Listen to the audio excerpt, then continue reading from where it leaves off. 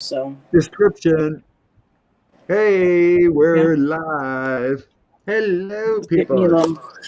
little bit more of me and less of my doorway in the shop. Okay, How I'm gonna is go over here. everyone? Right And just, now, I don't know. It says we have 12 here. That's fine. go It's over all here. family. I know There we go. Debbie's That's on fine. and some other people are on. Oh, look at all that. Yay. That's why we have. Oops. Oh, Yep, now it's coming. sorry, guys. Now that 30-second delay on the phone. Yeah, there we go. And that's why we have replay too. Yeah, I think Debbie's on and Herc is on, Jay's on. Oh wow. And I see Christina, Sassy, Jennifer Cooper, Indigo, Well, that's Chrysalis, it. Perot. Yep, that would be me and Jennifer Cooper. I don't recognize the name. Hi, Jennifer. Yep, I've seen Jennifer around the block. Okay. Hi, Christina. Am I Colleen. not? Patricia. And I'm not able to comment. Oh, can you comment? Yeah, I can't. Colleen? I can't. Yeah, get in. I gotta make you a moderator to do that. So if you just comment, I can change that quick.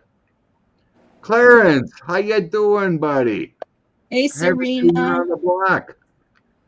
Yeah, people had me. Were asking about you, Clarence, about a week or so ago. I'm glad you're good, buddy. Gina, Butterfly. Do I go to YouTube to comment? Yeah, if you got your phone or somewhere. Oh, I'll go on my phone. That way I won't create a bunch of feedback. Okay. Yeah, you can put your YouTube or you got Colleen Pearl on there, so you don't have your what? You're the cool crone. The cool crone. Can't you tell? Yes. Jeez. Yeah, Really cool. I just subscribed to the the cool Crone crone, Zone. The crones on that. Those are. I gotta meet those ladies. I have seen their channel. They're pretty cool. And one of their names is Heather. I'm like, yeah, we got another Heather. I'm like, yeah. Yeah, I love those too. Best name ever. But after we get this going, we're gonna try to look at Mount Shasta everything. Hi, Nancy. More mystery Wednesday. I love my mystery Wednesdays. Sure. There's a lot of beautiful energy to Mount Shasta, crystals, and who was it? Like Heather and Priscilla were there, and Danny was there with Dr. Gale and Medium Kim. Whole crew is up there in Mount Shasta there, and it's just beautiful. But there are these stories out there of missing people. Possible that there's a underground city of Telos. Abductions. Indigenous people lived there long ago, and they have mystery stories. So they also have stories of the Yeti too. They're also. Oh yeah. Bigfoot. Mm-hmm. Bigfoot's up there. So there's more to Mount Shasta than that, you know. It's like I tell anyone, you hear all these stories if you watch David Paulides with 411 or whatever, you know, never go hiking alone. Groups of 4. Mm-hmm. There you go. Thank you, Gina. She posted the cool crone. Thank you. I'm having to sign into my other account. I didn't know I was already subscribed. I want to say, okay, I'll just click on that and we'll say subscribed. I went, oh, okay. Already done. So Miter said, yeah, this is one thing about the Saint Germain and the I Am books. He started this. Yeah. I never heard of that until that video. Yep. Yeah. Guy Ballard said he was hiking on Mount Shasta. He encountered a man who introduced himself as Count Saint Germain, who said to have started Ballard on the path of discovering the teachings that would become I Am, the activity of a religious movement. So that's one of the topics to get in the energy of and think about. But I know Andrea and I on Mystery Theater wrote about Count Germain, Saint Germain. my thoughts and energy, I was thinking he was an ascended. No, he was a fallen angel. That's what I was getting. Fallen angel. Yeah, because he was sent because he had so much knowledge when he came back, and there's these stories about he knew language, he knew art, he knew science, everything, right? That's why Christianity called them fallen angels, because they had knowledge that they felt nobody else should have. Right. So So they he didn't was want to banished educate to people. Earth to teach others, but he had all this knowledge. And then he just kind of disappears, right? That's my sense. I mean, others can, have their own feelings. Just But like Lucifer too, he was the light bringer. He brought knowledge. He wanted to bring it to the people and have people so in turn, got turned around that he was against God, against his father, and he became a fallen angel.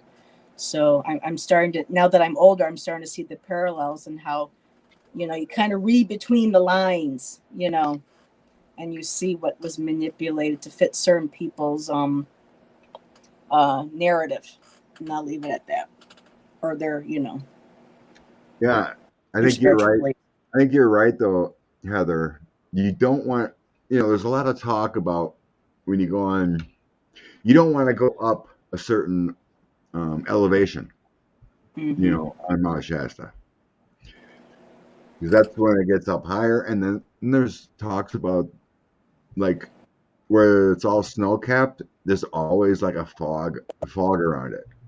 Low, it goes up into the clouds.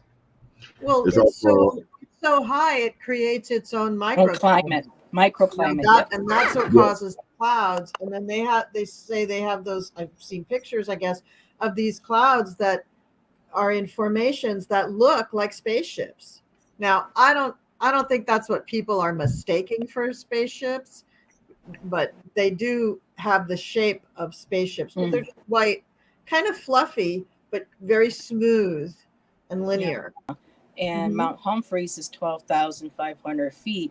And at different times during the year, the clouds would form, and you would see this like donut saucer shape, near the top of the top of the peak. I mean, I've been to the top. There wasn't a space station there or a space colony, but the way the air mass moves around there, especially during monsoon season, they do create those really cool.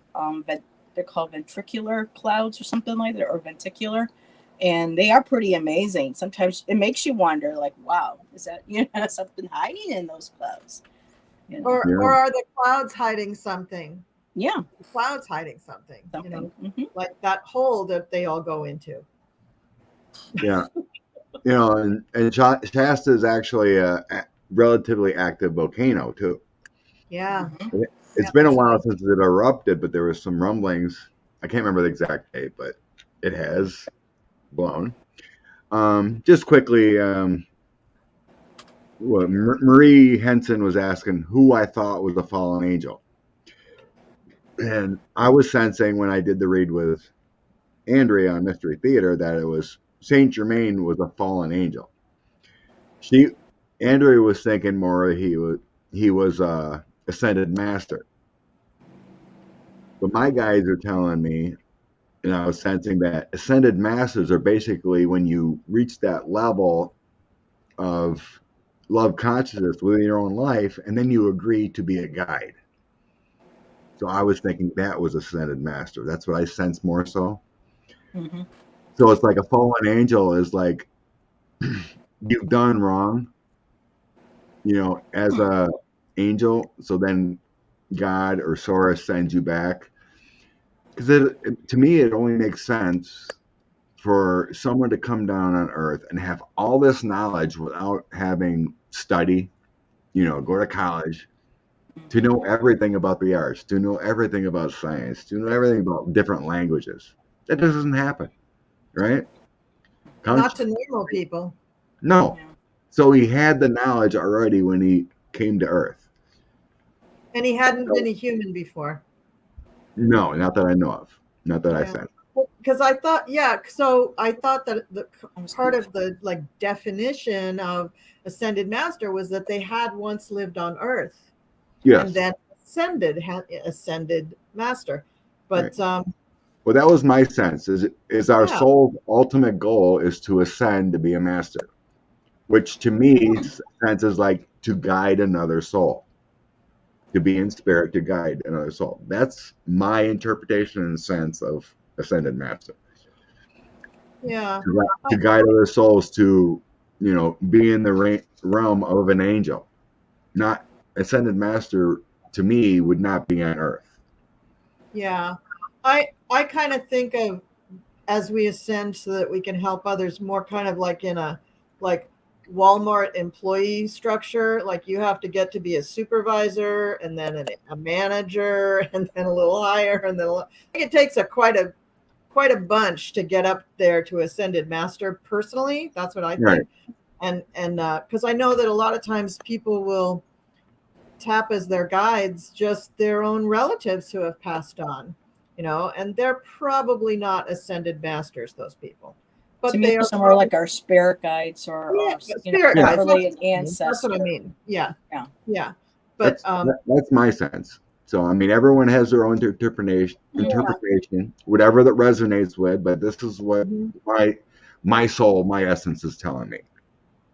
Yeah, and all of these stories about Shasta too. There's so many conflicting stories. There's there is a Telos, there isn't a Telos. There's one race. There's 100 races. There's tunnels. No, they don't go anywhere. I mean, there's so much contradiction. I'm not surprised that they have a lot of unsolved, missing humans, that they just don't know where those humans went, because there's just the energy there obviously is intense. Mm-hmm.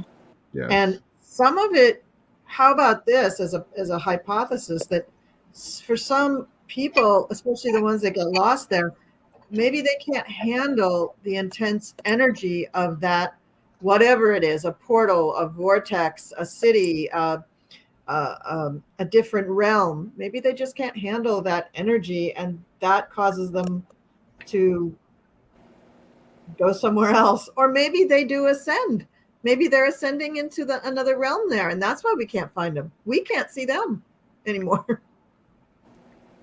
Okay, I just want to add that because Ian wanted to make sure that he understood what we were reading on. So yes, Ian, we are reading on Mount Shasta, and we're discussing, ascended masters, because there's so much surrounding Mount Shasta when it comes to cryptids with UFO, extraterrestrial connections, spiritual energy. We're going to kind of be covering everything, different questions, and because there are beautiful light stories, but there are also not so, there's darker stories. There people have had a darker experience than some would have, their light experiences. And like we were discussing before we went on, that we feel that there needs to be a balance in covering the subject. So we're just kind of discussing our concept of what ascended master is at the time.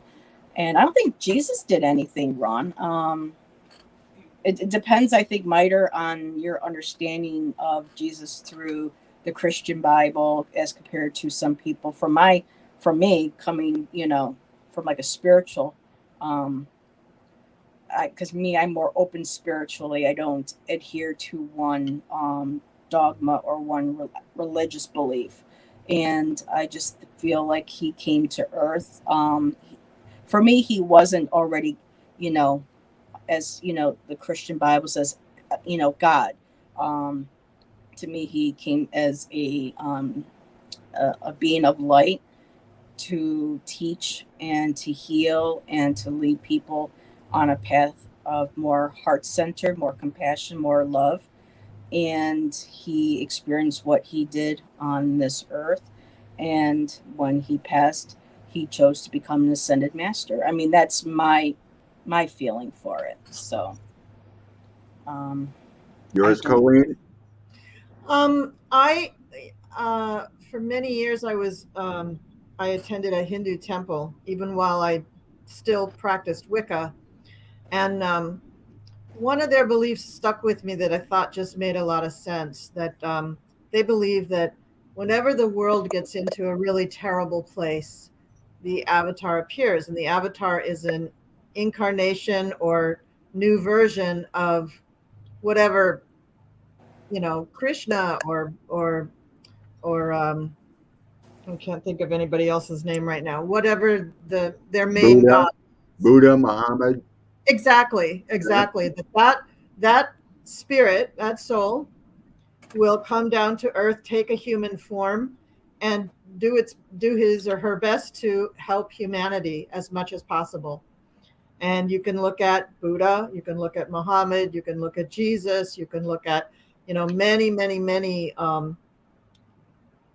ascended beings who have incarnated on earth to help us, and then when they leave, they continue to help us from the other side. So that's I adhere to that, but it does not explain every single thing that I've encountered in my spiritual journey. But that's just one little crumb that I hang on to.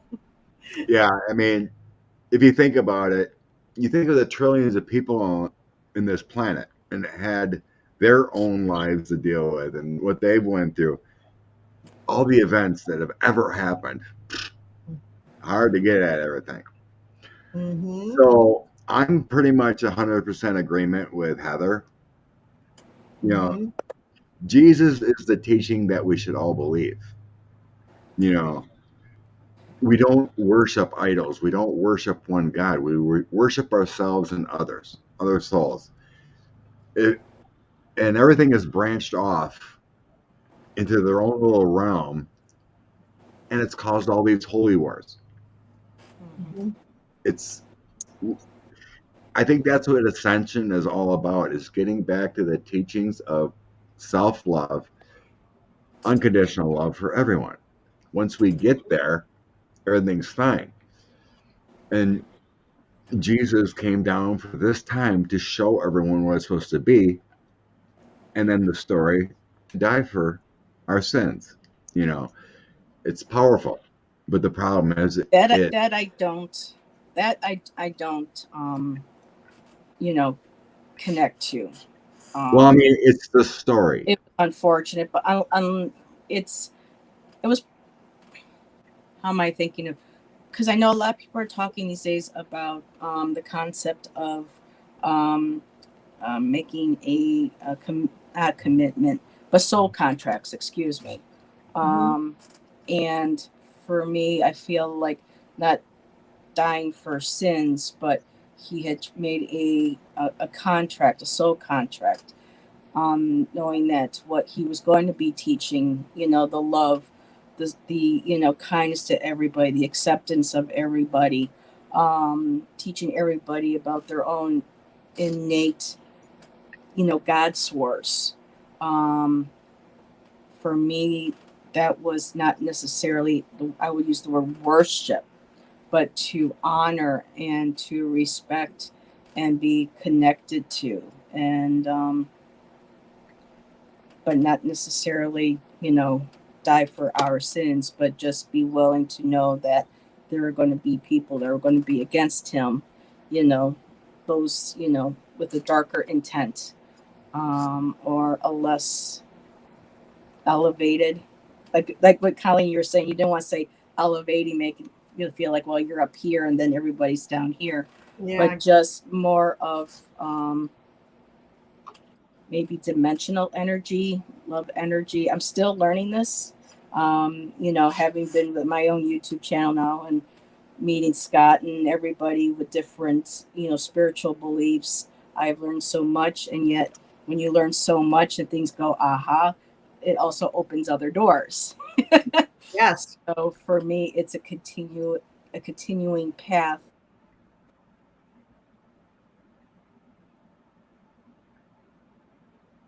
Oh, Just You're muted. Okay, now you back? Am I back? Yeah. It went off for a Okay, second. yeah, I had a scam call coming in, so I don't want to keep us any longer. But No, for me, it's all about not necessarily dying for our sins, but be willing to die, knowing that he was going to be able to try to teach people that there is, like Scott said, unconditional love, self-love, compassion for everybody, no matter male, female, the earth, nature, living things. And of course, unfortunately, it got misconstrued, you know. Yeah. Right. And that story, Scott, about Jesus, that's a heck of a story. I mean, I think there's about 25 different religions who have all used that story because it's really good. Right. And that, to me, it just doesn't support the idea that it's the same soul coming down as an avatar to save people, but it kind of goes along with it, that they keep using this story of the person who is suffers and has to go through all this stuff and yet has these amazing teachings and then dies, and after they die everybody goes, oh my gosh, that guy was so amazing, let's all follow his teachings. Yeah. I mean, that is all over, all over. And it's not a bad story, and it's not a bad thing to do, because people do need teachers and gurus and guides and mentors in order to really get this stuff, because you don't always see it clearly yourself. And Right. it's unfortunate that a lot of the texts from over the thousands of years that were women that had come here that were extremely powerful, because you hear a lot of them saying, well, and I'm not a man hater, but when you're constantly hearing Buddha was a man, he was supreme, I mean, there's that there's an imbalance already there, because there were women as well, who was the balance to go with the masculine as well, to go along with the feminine. So for me too, a lot of religion leaves too much imbalance for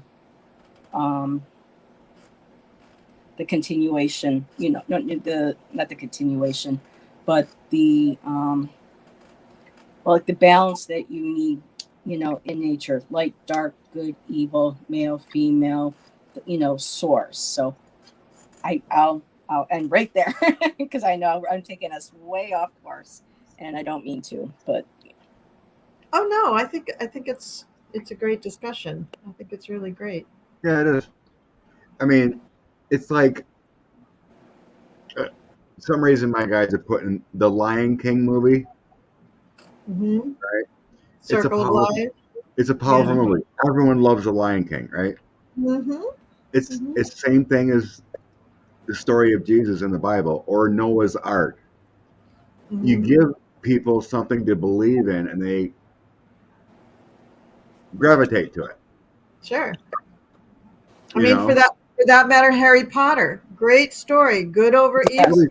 Everything like people need something kind of simplistic, almost childlike, to latch onto, because it's easy. Because this spiritual stuff is hard sometimes. It's not always easy.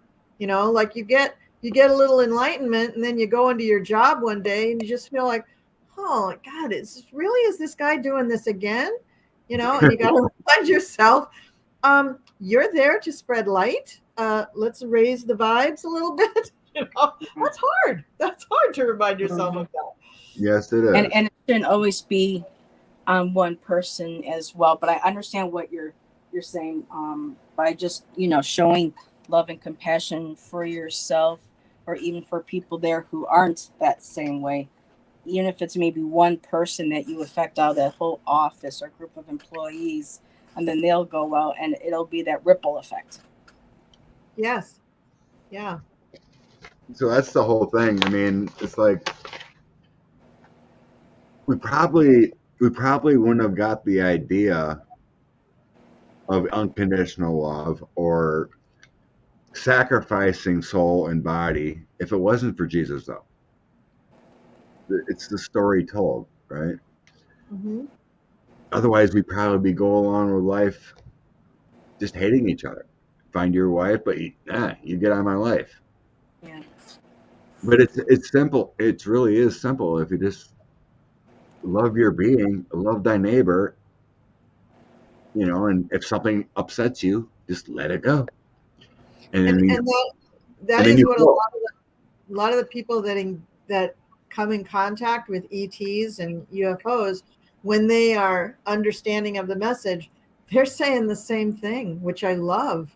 You know, they're saying that Yep. this planet does have to gravitate towards love much more than it is in order for everybody to lift up. And again, can we get a different term than elevate and lift up and ascend for human beings? Because it makes it sound like it's a contest in some way, and it isn't. And that really, like, okay, Heather, you're going to get tired of me saying this, but I just Go don't for it. want. I don't want to be that person. I'm really, one of my lessons early in life, because of the way I was raised, was to learn which of my opinions were judgments on other people and which were my opinions. And it was a very embarrassing, humiliating, difficult lesson to learn. It was a part of my life I'm not happy about. But boy, did I learn a lot through that. I'm still learning those lessons even now. Oh yeah, work in progress. Weeks. Total work in progress. Total here. work in progress. Every Nobody's day is perfect a work here, in progress. you know. I was blessed with two super intelligent daughters who remind me almost daily of how much I don't know. Yeah. Right. I think I taught my daughters pretty good. They go with the flow. They understand things. They're loving beings. It's just now life is finally happening after college, and now they're not budgeting.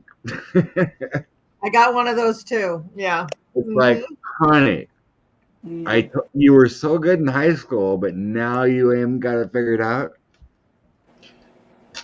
Yeah. I mean, college debt is part of the problem because they got a huge loan each month to pay there. Yeah. It's So an anyway, eye opener, let me tell you. Yeah. So going with Ian here, he said, if there's a God, if I am 50-50 and then God is a female, and after all, we are Mother Nature's kitchen. When a guy buys a new car and shows it off, it's always a she. A ship is always a she. Yeah. So my sense and what I get, this is my sense, is that creators and all energy for our universe, God is a separate energy for souls. But God is a strong energy, but feminine.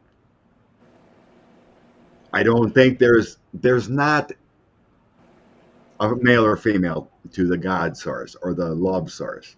We should probably just call it the love source. Yes. But because it's a strong energy, it portrays male, but it's actually the divine feminine of female. And that's our judgment. That's our judgment from having been raised in such a patriarchal environment that when we see that amount of strength, we go, oh man, you know, like I know, we do, we just do.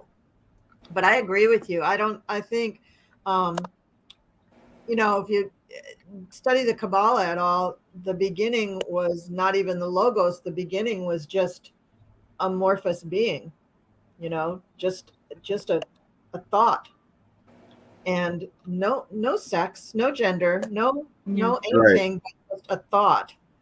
And that from that thought, then that had to evolve to become a word. So yeah, just real raw, real, you know. I think Miter makes an interesting point. Just real quick, the world is but a man's fantasies, and actually, I'm sorry, Miter. I don't know if you're a she or a he, but I'm going with I feel feminine. But I agree with you because it seems like when and so with patriarchal religions, the woman was always the property of a male. Right. So I can kind of see that line of thinking. A man's car, well, this is her. This, because it belongs to him. This is a she, Mother Earth. Well, that's not necessarily all will believe this, but because it's something that, we were told to control. Man was told to control and dominate, the planet. It was the male god's will. So, the she. So I think that's a linking. I can see that line of thought. I mean, with my vehicles too, it's always a she. But I think a lot of times with, when with their cars or with their lawnmower, anything something that they own, that they are proud of owning, they refer to it as a she. And so I just thought that was an interesting parallel that Miter brought up. Well, actually, I bought a used Cadillac last year because my other car was taking a hoot, and I named it after the guy's owner. So it's a he. Interesting. A nice black gentleman. His father passed away, and he was selling his property, and he had his nice 2005 Cadillac with 80,000 miles on it. Oh, nice. So I seen it in the paper. I ran over there. He was a super nice guy, and he said his dad's name was Willie. And I go, in your dad's honor, I'm going to name him Willie. Aw. Very nice. He was such a sweet guy. And I just felt like I needed, he probably had more money than I did. He has a business. He's got a brand new Cadillac for himself and his wife. But he's such a nice guy, and I felt the energy of Willie. I just gave him a hug after I gave him $3,500 for it. It needed tires, so I jewed them down a little bit. I had a few repairs, but I love that car. It's sweet. But I call him Willie. I call my car Willie. That's nice. Yeah. That's nice. So it's not always a female, but generally, yeah, everything's named after a female. It's kind of like that sense comes in, and it's like, it's a she. Mm-hmm. But that's what I said. That's what the divine feminine is. She. Generally, the male energy is not that loving. It's just about power and strength. Mm-hmm. That's what I said. Yes. Yeah. But a woman is strong and powerful as well. Oh, yeah. She can be. That's a lot of what, I think. Oh, speaking of the other crone zone. Hey. Hello, ladies. Heather, either Heather or Priscilla is logging into the crone zone, but welcome, ladies. I know we're supposed to do Mount Shasta, and we've been a half hour into it. I don't care. I really do love this conversation that where it evolved. Oh, good. Oh, good. It doesn't, it doesn't matter where we started out. It's where we're going. I swear every time alive evolves where it's supposed to evolve to. So I thank you, chatters. People are here. I'm loving it. Yeah, so it gets an open discussion going. That's what I love about chat and our subscribers, is because they'll have conversations with themselves and discuss things and ideas, and then they'll share them with us, and then we can share them. And it's it's rarely we ever get a troll, knock on wood, any of in our chats, but it's always done out of respect, and I love that, because a lot of places you can't get people in one room talking about religion or politics and still be able to respect each other. It's raining. Oh, Marie, you getting some rain in Texas finally? I hope so. That's good.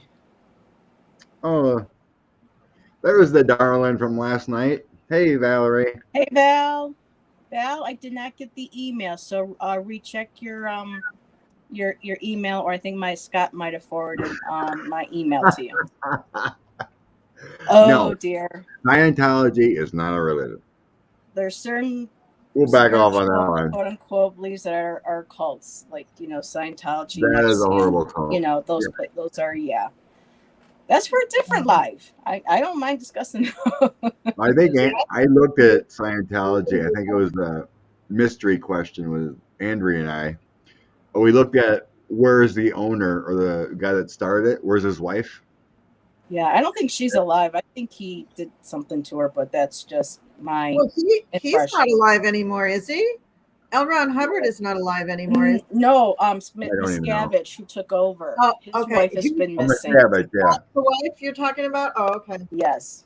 I know. I tried to watch those documentaries. They were just it was after a while I just got too mad at the TV. I was just Yeah, I was introduced to it by Leah Remini, and you know her, and I that was an eye opener.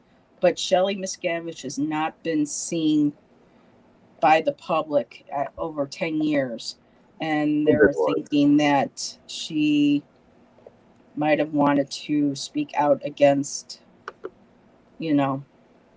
But yeah, I just get the feeling that she's not still with us.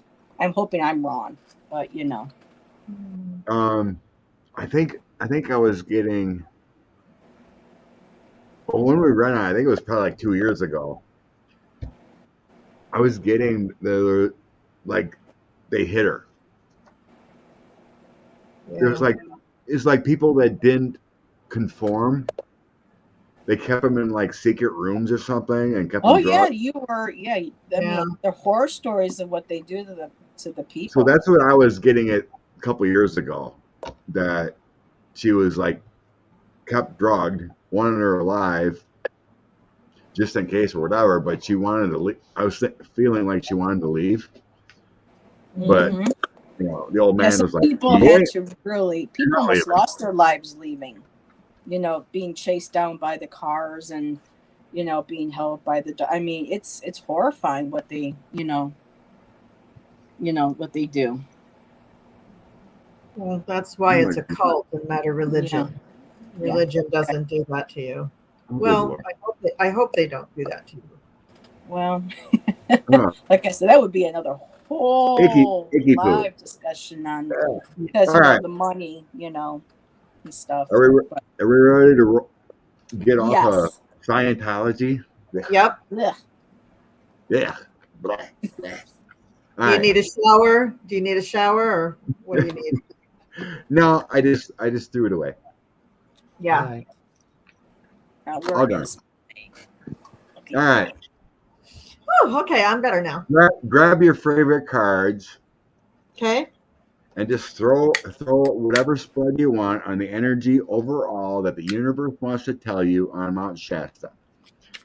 We'll read that, and then we'll get into the mysteries of Shasta. All right. Which deck is calling? No. Yes.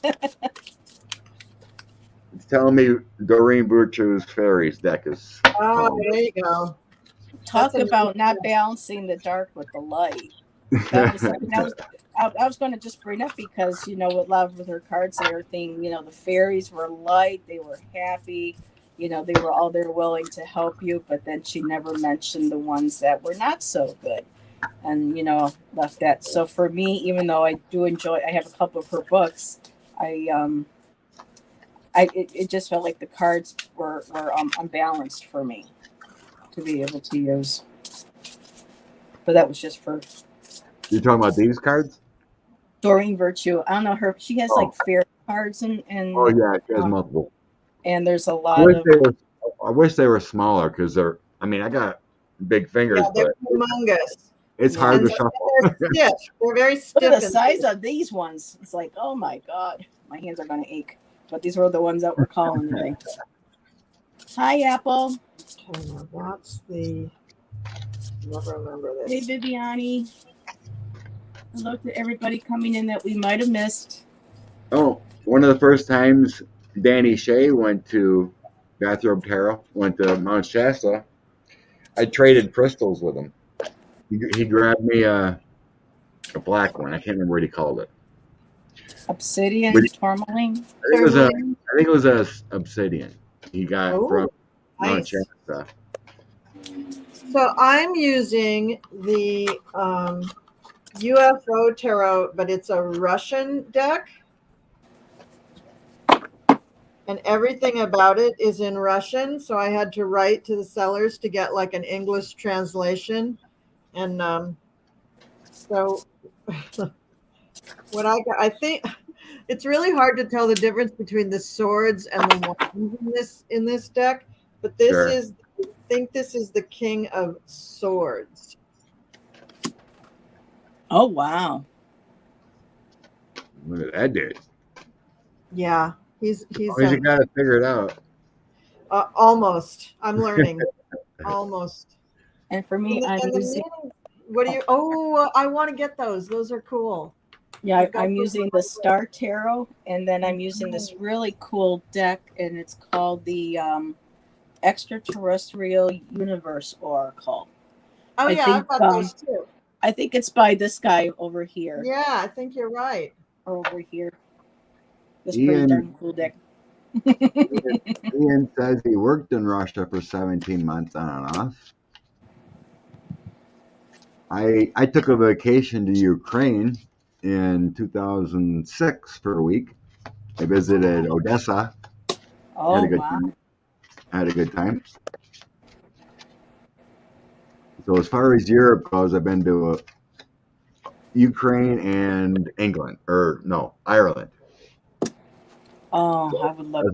That's only places I've been. Loved Ireland. It rained too much, but I loved Ireland. I got to kiss the Blarney Stone, so I'm good. I don't think I would kiss that after how many people kiss that thing. Oh, I'd be like, it rains so much, it clears it off. Okay. Back to the energy of Shasta. I'm getting a lot of balance, so I'm just going to right off the bat, Two of Pentacles, all about balancing Earth energy, balancing the energies of the Earth, balancing, the abundance, the prosperity, that is not just inherent in the Earth, but that's also inherent in us. So it's the connection between the inner and the outer, balancing of the material. Eight of Wands, a lot of energy that is positive going to the heart source. And then there's also a lot of I don't want to say negative, but a lot of, you have to have a positive and a negative charge to power something. So this is, there again, represents the opposite, the negative charge. With the Five of Swords and how it goes into the heart. So with the Eight of Wands being, that energy, the balancing of the heart and the positivity, you also have people that would be affected in energies that would affect the heart on a negative. And I'm feeling like a lot of times some people that do go there, that do go missing or may have negative experiences, might have not gone with the proper respect. That is, generally required of a place that has that much spiritual energy and history to it. Seven of Pentacles, though, also beautiful garden, looking at everything that you have growing. Of course, you got the flying horses, and for me, that kind of feeling also like the ETs that come in and out of the mountain, out of the clouds, the different angelic beings, fae elementals that are in and around the area. And again, beautiful heart source, standing in the garden and looking at, like she's looking at everything and being able to appreciate and revere and honor the magnitude, the beauty of the mountain and the energy and everything that lives and dwells within it. And the last card I got, again, another balance, Temperance. Balancing both the negative and the positive, learning how to balance. It helps balance people's energy, helping them see where maybe if they have a darker experience, it might be that life lesson, the mountain, the energy of the mountain is waking you up to what things that you may be experiencing or perpetuating in your own life.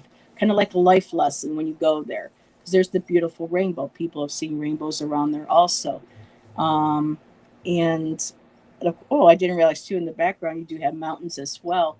So you have the moonlight and you have the sun. So it's that balancing of the energy. Everything has to be in proper balance, and I think that's what that mountain offers, because of everything that's connected to the mountain. It offers and shows people the way to balance their life lessons, their energy, and them moving forward with their life in the future. And that's what I have with that. Wow. That was outrageous, Heather. I loved that. That was very cool. It was very cool. Good read, Sweet Pea. Okay. So I just pulled one card from each deck. So the first that I have from the UFO tarot deck, the aliens deck, is the King. This is the King of Swords, believe it or not. And in this deck, the basic thing is that a king is only as good as his advisors and his relationship with his advisors, if he can trust them to take their advice. And as I was going through the deck shuffling, I was thinking about Mount Shasta, but I was also thinking about the people who have disappeared and our discussion about that today and how that was going to play out. And I feel that we all look for advisors, right? We look at a YouTube video, or we go and read a newspaper article, or we look at a blog, or we all go and look at these sources, and then we just kind of go with our gut about whether we believe it or not, or whether we think it's researching more. And I think that's what the King of Swords is there for. He's a person who really does not suffer fools easily. Wants to get to the heart of the matter, wants to get to the truth, and yet he has to rely on many advisors because he can't just go out and walk around freely. And we may feel like that too. We may feel like, I don't have enough time, or I don't know if I can trust these people. And so we keep questing, we keep searching, we keep looking. And I think that's a really good thing for all of us to do. I don't think we should ever stop questioning and searching, until we're done with bodies. I think we should just keep learning and questing and searching and doing that. And the other card that I got is from the wonderful deck by Scott. Oh, thank you. And the card that I pulled is mysteries of your soul are within your choices, deja vu, interests, and dreams. And again, I think that this shows us that, we do look at various sources. Our dreams, our psychic and intuitive impressions, these are all sources too. And it's a really good idea to keep referencing back to those. Yeah, you may have thought about this and maybe even meditated on it 6 months ago, a year ago, but what about today? Because now you're a new person. You've been informed by all of your experiences, and maybe been informed by experiences from long ago that just now you're learning the lessons of. So I think it's all about questing. I think it's all about searching and going through. So sorry, everybody in the chat. We're probably not going to come to any definitive decisions today about I know you were all tuning in for that too. So, but the discussion is good, and opening up people's minds is good, and allowing everybody's opinion out on the table, because it just might allow that light bulb to go off for you to learn that next lesson. So that's what I got out of those two cards. Well, if you look at Mount Shasta's pictures, it's basically a pyramid. Yes. Yes. Especially the way it sits on the land. That's the way the Giza pyramid is. It's all this nothing around it, and then these three pyramids. It's the exact same image. I agree. That's a great observation. Pretty much. I had shuffled Scott's cards too, but I didn't want to. I want to make sure that Colleen got to, because I was like, but wait, there's more. But just really quick with Scott's card, I did get love and connect with other souls, and when people go there, unexpected changes. And if you're going there in fear, it's going to be what could be possibly causing a lot of the negative experiences, because they're going into fear, they're going in with a negative energy already, and they're not expected to have the experiences that they had. But when you do go there, like says, go with the flow, connect. It's like, either love or fear. And then you go with the flow with whatever, how you react to it. Now I'm done. All right. So I tossed 9 cards out of out of the Doreen's Fairies deck. So I do believe that there are Lemurian energies in there, but there's something protecting Mount Shasta, because I got the Emperor, World, and Five of Coins. So the world would mean there's energies from around the world that have come to reside and attract Mount Shasta. So Shasta is considered, with the ley lines and the chakras of the earth, as the root chakra. Mm-hmm. It's the center of all earth, right? And then I have an emperor, so it feels like there's a protector there. Yeah. There's a protector of that place. King. Yeah. And then I have also the High Priestess, Nine of Wands, and Nine of Winter. So usually the nines are near completion, but they're also like, they feel like a balancing to me. But the High Priestess is, I'm sensing it has to go back to the Native Americans. Mm-hmm. Their land, their structures, but the High Priestess to me is always about rituals, ancestry, you know, intuition, connecting to universal sources, extraterrestrials, everything like that. Nine of Spring is always to me like, it's Nine of Wands, but it's like protecting your boundaries. Mm-hmm. You know, so, and then the Nine of Winter is that anxiety and the worries and vortexes and portals and bad times. Yeah. But my other three, like I think Heather got that too, but balance. Yep. I got temperance. Yep. It is a balanced source. Mm-hmm. You know, it is a, you know, it has all these crystals. It has all this Lemurian energy there. And so there is a balancing there to the whole earth, and it's meant to be there for the whole chakra of the earth. So we have balance. It needs to be there. And it's a magical time, magical place. And Ten of Coins is all about ancestry and the gold and the crystals involved in that place. The Magician you can create by tapping into Mount Shasta. Mm-hmm. So it's everything you want to be. So when Danny and Kim and, you know, even you know, Dr. Gale being there, everything, it's a great place to meditate and be, to camp and whatever. But I have so much ancestry there. The Ten of Coins to me is all about ancestry. Mm-hmm. It's also fortunes. Especially with the native people there, generations and generations. So I'm sensing a lot of Native American energy. I'm sensing extraterrestrial energy. I'm sensing crystals. I'm sensing protection too. So, I mean, And Scott, the High Priestess secrets. The Native Americans, they have so many secrets about this place.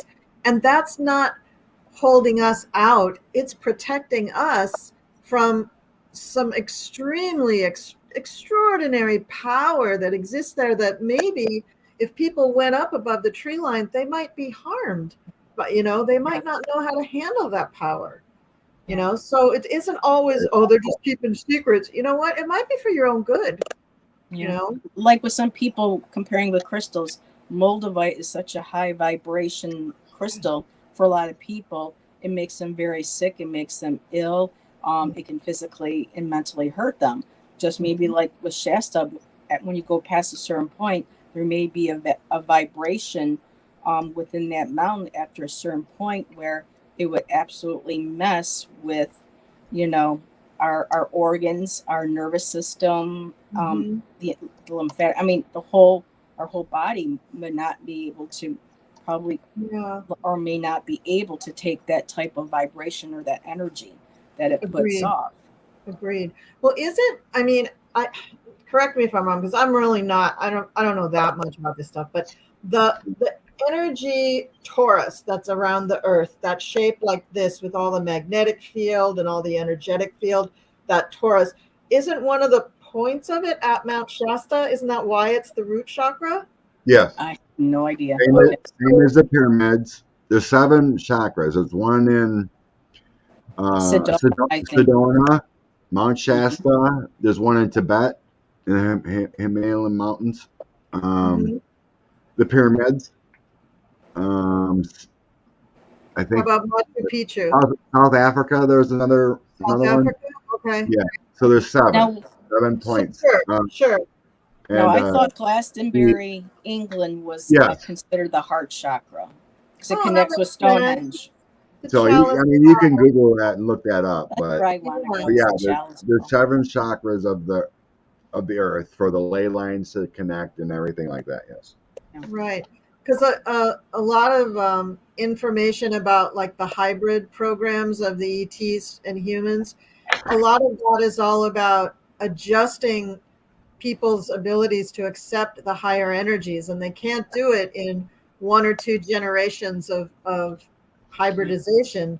It takes a lot of generations for the being to be able to handle that higher energy. And maybe Mount Shasta has that higher energy that's more like where they're from, whatever star system they're from. And that's another reason to just maybe you don't go above the tree line because that's not good for you. It's not your home. You don't go there. Not your home. It's not, you don't belong there. Yeah. And what one of the things I do like to when it comes to discussing the not so light side of extraterrestrials and their connections with humans is that Scott will admit that there are and have been races that have hurt us. And Yep. so you can't just have, unfortunately, we hear a lot of the stories about the negative ones than we do about the positive ones. But the negative should still be addressed as well, because those experiences, those lessons are just as important as the ones that are in the light. So, Absolutely. Absolutely. and of course, Aw. my favorite all-time show is The X-Files. So, I've been there since 1993 at the beginnings. Oh, I know. I love all those. Oh, bless you, Sandra. That's so nice of you to say. I appreciate that. Oh, And wow. Thank you, Sandra. Thank you. Colleen, Thank you very Heather, much. we're just having a lovely spiritual conversation, and it's great. Hey, Holly, thanks for joining. Sometimes right. I love more of the chit chats, than the actual card reading, Oh, Well, what did Linda isn't say? that what we're all here for? We're here to spread love and light and, Mhm. lift people up. I'm So, yeah. sorry. What was that? Oh, I had a laugh. Is it raining men? Is it raining men? Raining That's how it men. means, it raining men. Hallelujah. Hallelujah, it's raining men.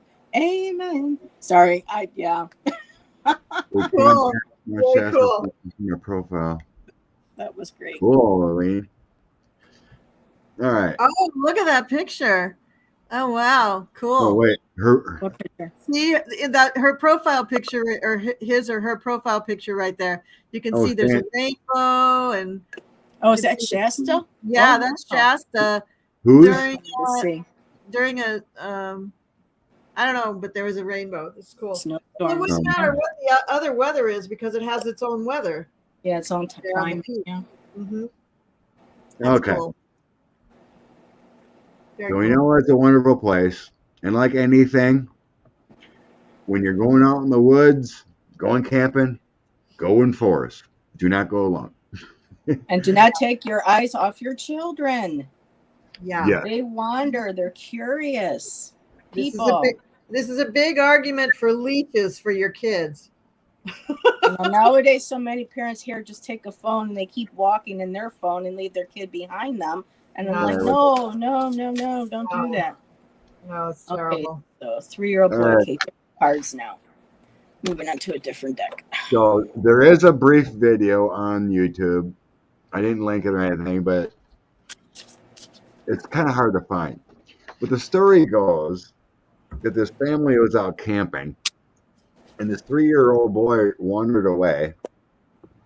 And they say it's a true story. The only story that can't be corroborated is the grandmother getting some kind of spider bite and maybe passing out herself, whatever. Mm-hmm. But the boy's story is true. That he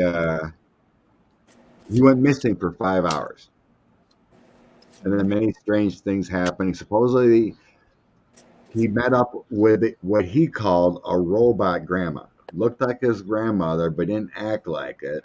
Took him into a cave or some kind of portal inside Mount Shasta. The robot grandma asked him to defecate on a piece of paper or something. The boy Mm-hmm. said he couldn't. So there was campers and everyone else searching for this boy, could not find him, and they scoured this area. But 5 hours later, they found the little boy near where they already lived. Yep.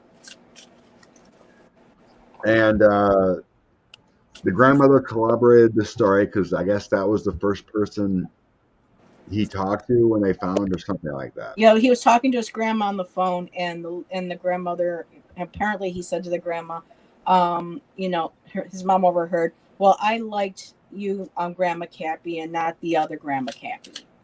And they were like, wait a minute, what are you talking about, really other grandma? story. Mm-hmm.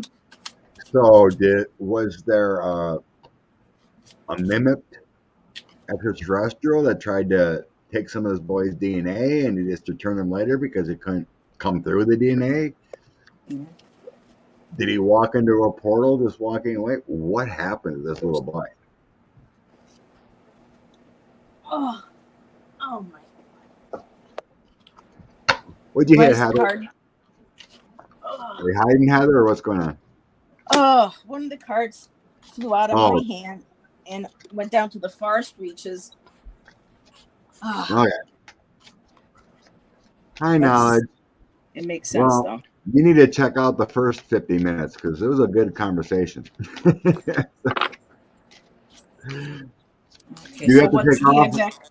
Do you have anyone have to take off at any certain point? Mm-mm. No, I'm good. Okay. Yeah, there's only like 3 mysteries we're gonna hit about Shasta that, unless there's something else in the piece of papers I printed. So All right. we're asking if the 3-year-old boy. This supposedly happened in 2011, I think. That's recent, really.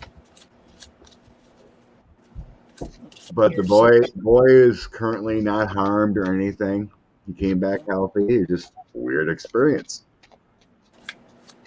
So I wonder if he did any not past life, but did any regressions. I can't remember if I had heard that he did or if people so yeah, were he'd only be like 14 now. I haven't heard much else about it. Just this story. Really strange. So we're just asking to see if this is a true story. Okay. Well, I believe. Or what really happened? Yeah. We're trying to figure out what really happened. Supposedly, the reports and what the boy said is true. There's no corroborating evidence of what the grandmother said. Right. Okay, that's what I remembered from what I read. Okay. And I guess everyone else in the family kind of kept quiet about it because it's kind of weird. Okay. I think the mother collaborated in an interview of what her son said.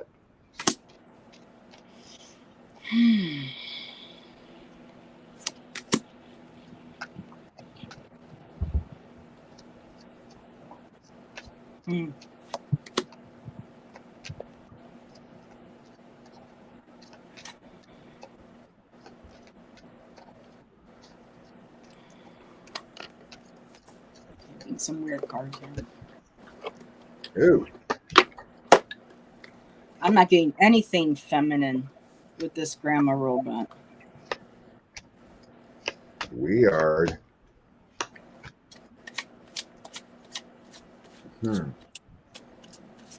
Weird.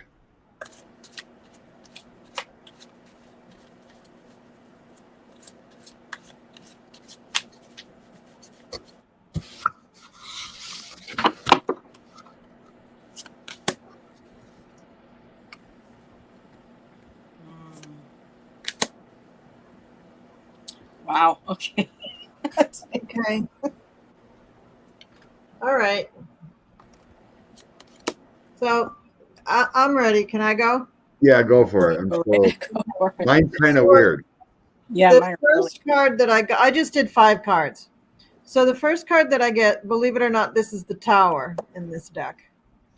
And so this was a life-changing event for this little boy.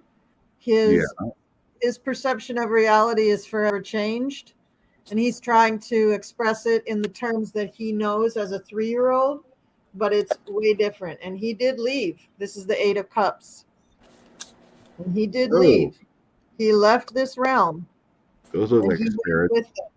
And if you don't believe it from that, believe it from this. This is the next card we get. Oh my. Oh, good Yep. Lord. Yep, he went in a ship, not a cave, but he went up with them. And since that time, what he's had to do is just to try to rationalize, try to justify in his mind what happened to him, because nobody around him can explain it to him. But I think this young man is chosen to he is chosen to change minds. He's chosen to talk about this at some point. Now on my camera, it's coming out black, but all the black stuff on this card is actually yellow. This is the two. I'm sorry. This is the Knight of Wands. Yeah, it's the Knight of Wands. And so this person is, he's supposed to tell it. He's supposed to bring the story and tell everybody what happened, but it's going to be years before he can do that, because he's got to have, puberty, and he's got to have his 20s, and then he's got to go past his first Saturn return and realize that he was changed, and also to acknowledge that what happened to him really happened to him. The robot grandma, I think, is a big distractor in this story. There's many stories of people who have contacts with UFOs and ETs where some races are shapeshifters, and they can mimic, whoever they want you to think you're seeing. So for some reason, something came up on my, okay, there we go, on my screen. I couldn't see you guys for a minute. So You were here. I'm thinking that the robot grandma was an ET shape-shifting into an appearance of somebody that the boy would trust and go with. And it's still, for the little boy, because he has nobody around him to say, hey, you had an encounter, you had contact with extraterrestrials, that's pretty cool. They were all like, oh my God, you were missing, we thought you were dead. Oh. They made such a big deal about it that way that it's going to take him decades to come around and accept it as possibly a positive experience. Because from what I've read about alien encounters or ET encounters, is that they don't happen unless it's part of your soul contract to have that happen in this life, and it's part of your path to also talk to people about it and commune with other people about it and help other people about it, because it's a whole other level of spiritual awakening and mission of a spiritual mission. It's a whole other level than just spreading love to other humans. Now you got to work with people who are also involved with extraterrestrials. So very complicated life this young man may have because of this. While he's in his kind of darkness, while he's not acknowledging it, maybe these are periods where he can have a life that he'll look back on and say, yeah, but I had a normal teenage life, and a young adult life. Once he starts opening up to this, his life will be changed, but enhanced, I think. There's nothing really negative here. It does start out with the Tower, because this incident dramatically is going to change his life, or has changed his life. I got the 10 of Swords, 9, 10 of Swords, that lightning bolt, that dramatic. Yeah. Drastic event. You got the Tower, I got the 10 of Swords. Yeah, very similar. I mean, it was life changing. It was traumatic. It For was a little traumatic. 3-year-old boy, I'm getting pretty much the same thing. It was basically he was taken because he was chosen, 9, 10 of coins. This is his life path, his life review, what he decided. Yeah. And then there was some kind of passionate encounter. So I get the Queen of Swords, but I'm Oh, feeling like I'm feeling like he was there to get an upgrade. He was there to have this encounter, right? yeah. So he was taken, and I'm feeling the same thing, but I'm getting the Page of Cups. He got an upgrade. This is his karmic destiny, and he was taken with the Eight Yep. of Swords. He was taken for this event at the same thing. And then you showed that other card. It's the same thing as the Hermit. Oh, yes. It is the Hermit. Yeah, It is the same Hermit. thing as the Hermit. I got the Hermit, and here's your angelic influence, extraterrestrial, whatever you want to call it. Yep. But Yep. he got an upgrade here with learning. And so eventually, when he figures it all out, he's going to be one of these light workers. Yes. I got the same thing as you. Yeah. Yeah. What about you, Heather? You disagree? You're going to change your story No now? pressure. No pressure. You're going No to change your pressure story? whatsoever. So initially, the card that I had to go digging for actually makes sense. Loss of pleasure. So this was an emotionally upsetting experience for him. And this was a bottom of the deck. And so loss of pleasure, sorrow. This was kind of painful.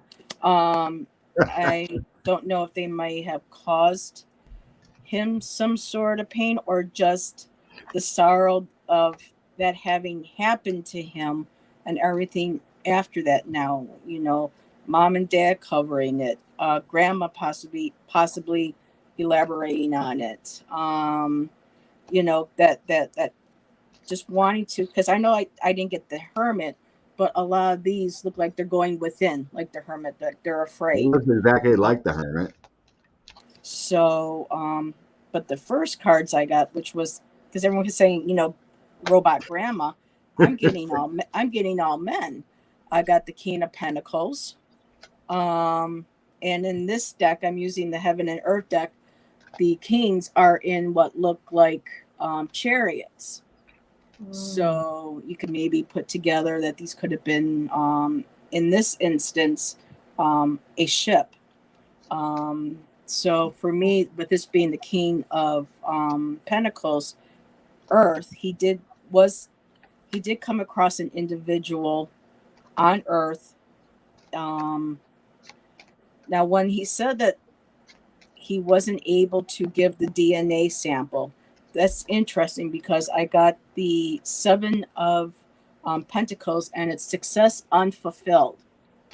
So he couldn't fulfill something, which I thought was interesting. Very. And then the last one was King of Cups, which is, a male who's very loving. Of course, you got the eagles, connections to Great Spirit, but you're flying. So there's the chariot, there's the air, very emotional. And then I also got the chariot. So again, spaceship, motion, going upwards. And then I got another king. So I'm getting all kings. Wow. Nothing to do with the robot grandma. I got the King of Wands. And I am thinking that perhaps, because sometimes I have to play around with the cards and let them figure out how to tell me the story, not necessarily maybe in the way they initially came out. But it seems like at some point, this experience being in the chariot is going to be developing and following him into manhood. And this might be where, the male aspect comes out. You're saying he was going to be older. So perhaps this is him after, realizing that, yes, I was up in a spaceship. Or if he was in a spaceship within the ground, within the mountain, that's possible too. But I'm wondering if this King of Wands, because they're very fiery, they're creative, they can be ill-tempered, but in this case, I'm thinking that this might be him being very passionate, wanting to set people on fire with his truth of what happened to him, his story. Because those two negative cards were in the beginning, that's being all left behind. And then as we go down, that was the last card from that deck. And then the three that I pulled from Scott made absolute sense with what you're talking about before.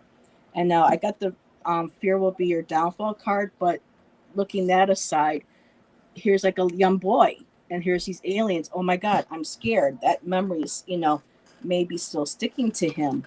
But at the same time, I do think that they did something that was positive. I got sound vibration here, hearing, healing, and clearing. So they may have cleared him, gave him an experience that he is going to remember because completion, destiny, success, they were able to teach him what he or do to his body, even though you don't really know if it was really real permission from a young child at that age to have that permission, but it may come back later on. I keep thinking about hypnosis, him going through hypnosis. Yeah. So Yes. that might be something here too, that he's going to get past the fear of what he perceives and what everybody else told him that happened that scared him, and it'll open him up, and he'll be able to share more about what his story really was about, and not, I mean, it's scary, and maybe they could have been maybe a little bit more, because I know from what Scott said, a lot of other alien races or ET races, they don't have the same type of emotional. They're more emotionally detached.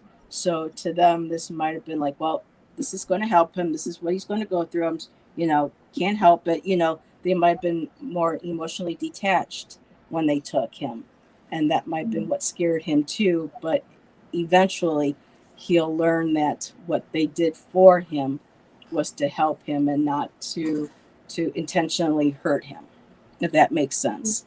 Yeah, that's really good. You really fleshed that out. I'm thinking too. What I'm hearing too is that this isn't the only contact that this young man has had. He's probably had maybe one other one since that 3-year-old visit, but I think he's going to have more as he gets up to his mid 20s. Maybe not a whole bunch, but a handful. And I do see that maybe in his 30s, he's not only going to probably seek something like hypnosis or something so that he can remember them, but all those kings you were getting, he's Yeah.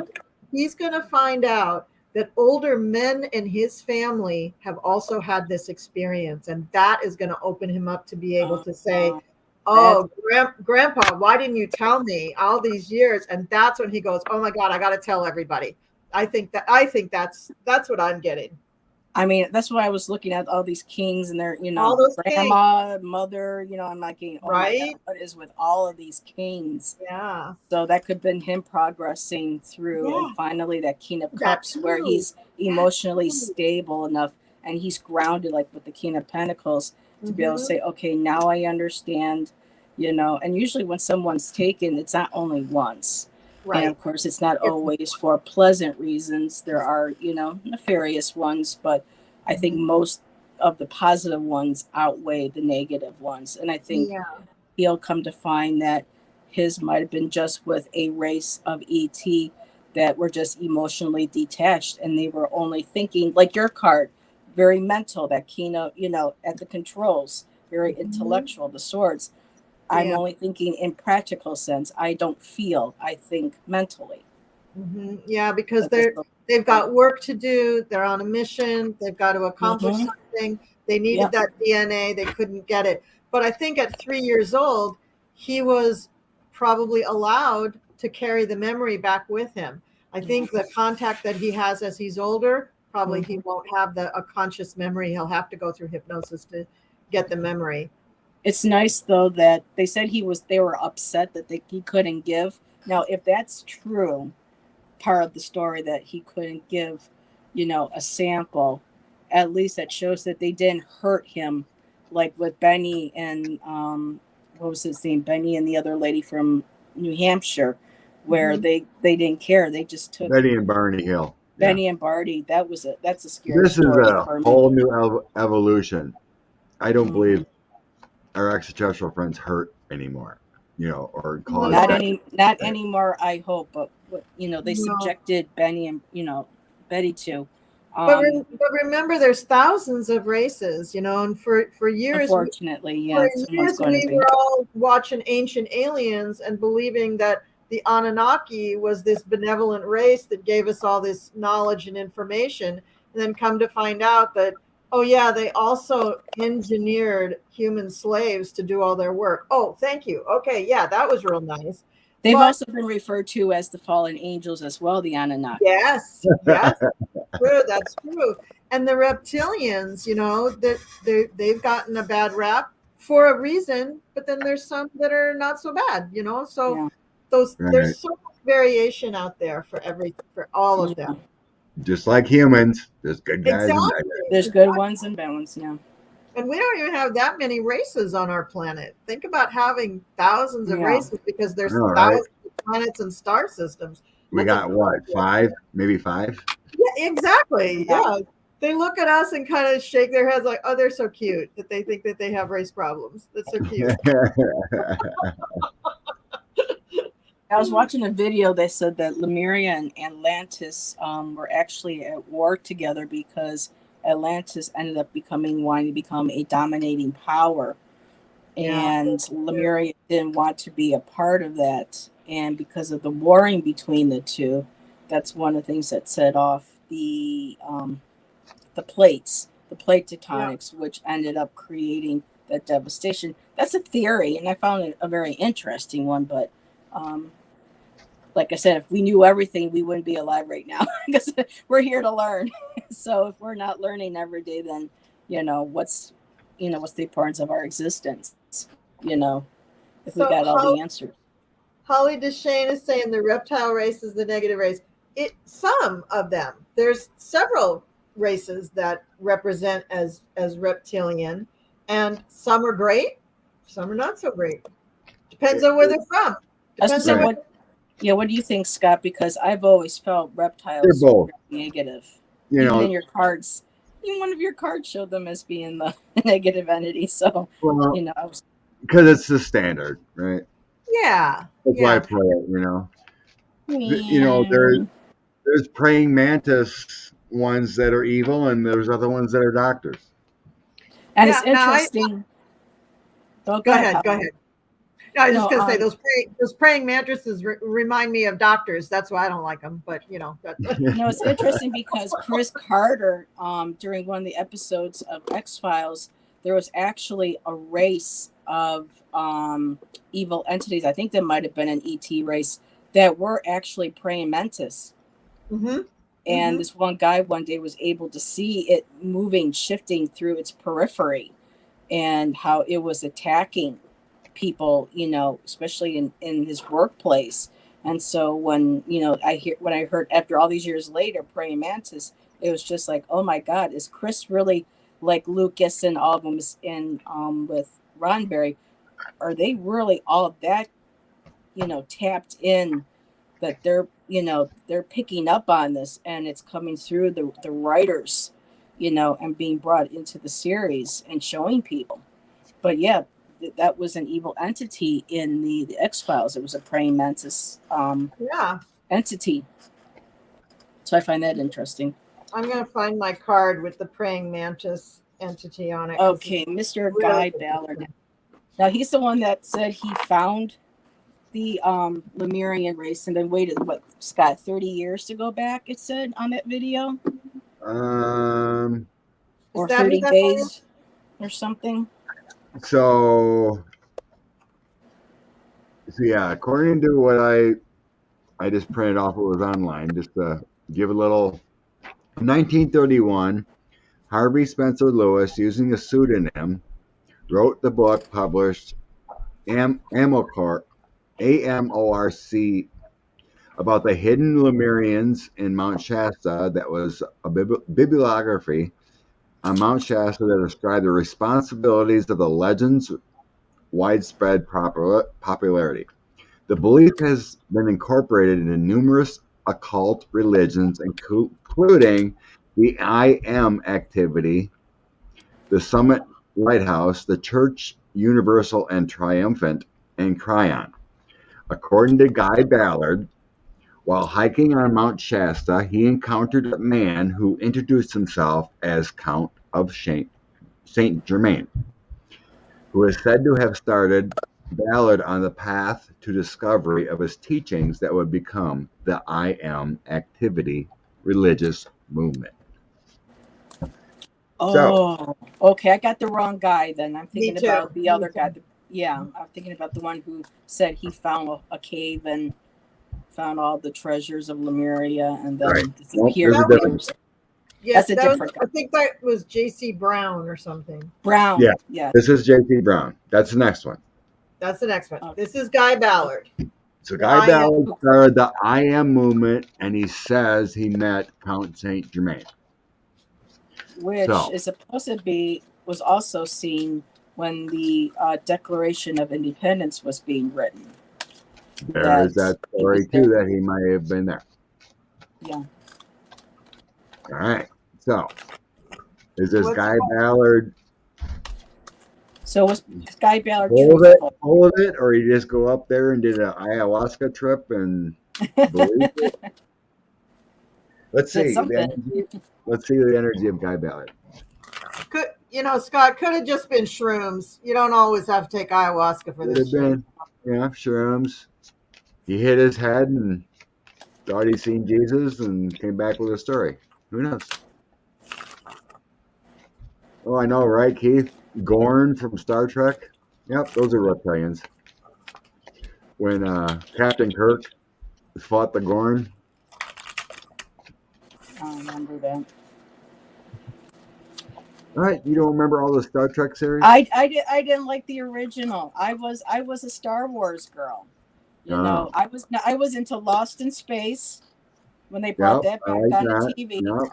I was all about Lost in Space, Star Wars, and then when the Star Trek New Generation came out, that's when I got hooked. I could connect, and with everything that the characters and what they represent. I mean, that's how I got. But the original, I don't know. To me, I mean, the movies weren't bad, but I was I was big on Lost in Space as a kid. Oh my God. You couldn't shut me up about Lost in Space. Man, I got home from school. I was a latchkey kid. I got home, got in the house, put my books aside, grabbed something to eat, sat down on the TV, turned it on, and waited for my Lost in Space to come on. Okay, so Guy Ballard. So is he truthful? I'm getting he made up the story of Saint Germain. This is my throw. He did meet an entity. I am getting that he did have a soul contract where he did meet an entity. But I'm getting female entities. He connected with Mother Earth, with the Queen of Coins I'm getting. And then I have a soul contract here. So he connected with Mother Earth and healing, and then he had some kind of loving offer came in. I'm getting universal energies, and he felt like he was at home. But I had the Page of Swords next to it, so I think it may have been a negative experience when he went up there. But there was some good energy that came through. But in the end, it's all like something happened to him in a negative way after his experience. Because I have the DNA. Maybe because he wasn't being truthful and it came to bite him on the ass. Something like that. So I have like the DNA, your source, your ancestors, and then I have all this burdens and bad energy, and then I have loss of everything. Oh wow. This is loss of sadness, fear. So I don't believe he met Saint Germain. There was an experience there, but it wasn't what he hoped it to be. So I don't believe this story, according to my cause. He did experience something, so maybe he was showing. Let's see. Okay. Go But ahead, he, Colleen. I'm still feeling cards. Okay. So I got the Two of Cups first. So that I can never figure out how to get this in there. There we go. The Two of Cups. So he did have an encounter, and one that he probably went back and tried to have another encounter, or he did have more than one encounter. And this was somebody that he believed that he was talking to Saint Germain. This was his belief. And then I got the Lovers, and look what's in the Lovers. Another encounter with the spaceship there. Oh, wow. And again, he believes that he's seeing what he wants to believe. And this time he goes to the ship. We got the Chariot. He's going to the ship. But the next card has an interesting interpretation in this deck. It says, first impressions could be wrong.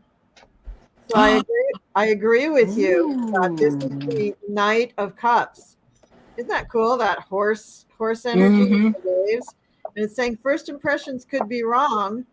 And the final card says, starting over. There's nothing wrong with starting over. It's the King of Wands. And again, this is really hard to see on this camera, but the King of Wands is all that stuff that's black is really yellow. I wish you could see it better. I wonder if I turn it. That doesn't really do anything. But the color's not there. Yeah, but it's saying, if you're embarrassed about what's gone on, best to just start over with the truth, because he didn't say the truth, was what I'm getting. Exactly. That's what this is saying in kind of a gentle way. Yeah. So I grabbed one of my oracle cards. That's good. And it's like he was praying that he was going to get something different, and it didn't happen. No. So he was up there praying that his answer, what was going to answer, and that makes sense with the four or five of cups card I got. It didn't go his way. There was sadness. So he made up this story to try to create belief. Yeah. Oh.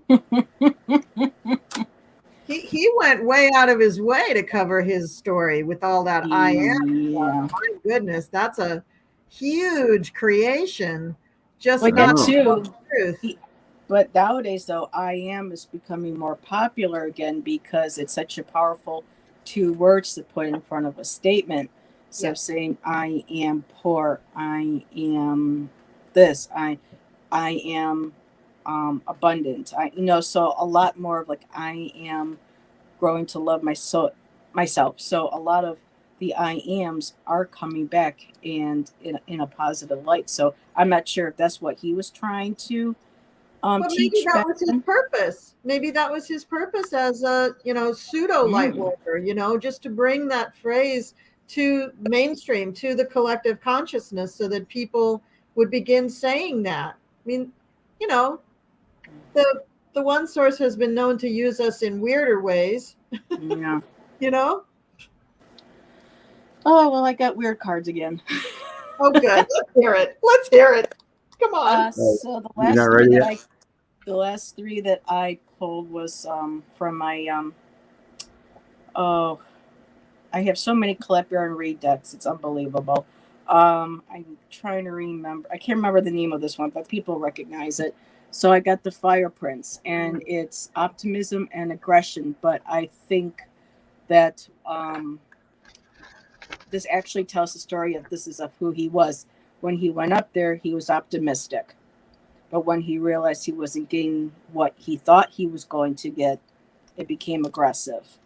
I got the Lady of the Gift, and this is, also mirroring what I got in her other deck that I use. Generosity, receiving, and withholding. So they generously gave him information. He received information, but he also withheld it. I think he used it for his own benefit, like to protect one's butt. And then the other one I got was the Wise Woman of Wonderland, and it says integrity and compromise. So his integrity was compromised from that, and he knew it. But from the other deck of hers, the Good Tarot, I was getting all water and female cards again. I got 7 of water, emotions, delusions. Let's see. Maybe this was he was expecting one. Maybe this will be what I see. Oh, sorry about the glare, everybody. There, Oh, that's a that's little bit good. better. That's good with your hand there. That's wonderful. So, there's all the different possibly messages he was expecting, maybe messages he received, or maybe just kind of like, well, what do I pick? Or like before, maybe he did take something before going up on the mountain, at that point. Yes. So you can't, you're not quite sure now all with the 7 of water with the cups. It's cups in regular tarot, but he did go through a transformation, and he did meet somebody, messenger of water. But what's interesting with this one here, it's small. I think he was expecting something maybe bigger, and yet here something very small and gentle. Maybe at this point, I'm not sure how he perceived spirit.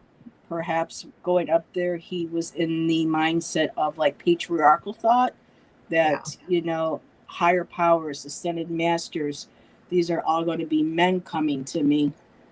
And this is just me just going out on a limb here. I'm not trying to assume or put this belief on him, or this is what he was thinking, but I'm wondering if that might have been what kind of took him by surprise, was that he was expecting one thing, and then here's more of the cups, the feminine, the more emotional, not like oh, powerful, give me power kind of like thing. Whereas, well, a lot of the power comes within. It's your emotions in your heart.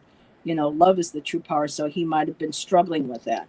I got the moon card. So there were secrets, and there is someone willing, to give him. And of course, again, there's the female. Then 3 of fire, which would have been 3 of wands.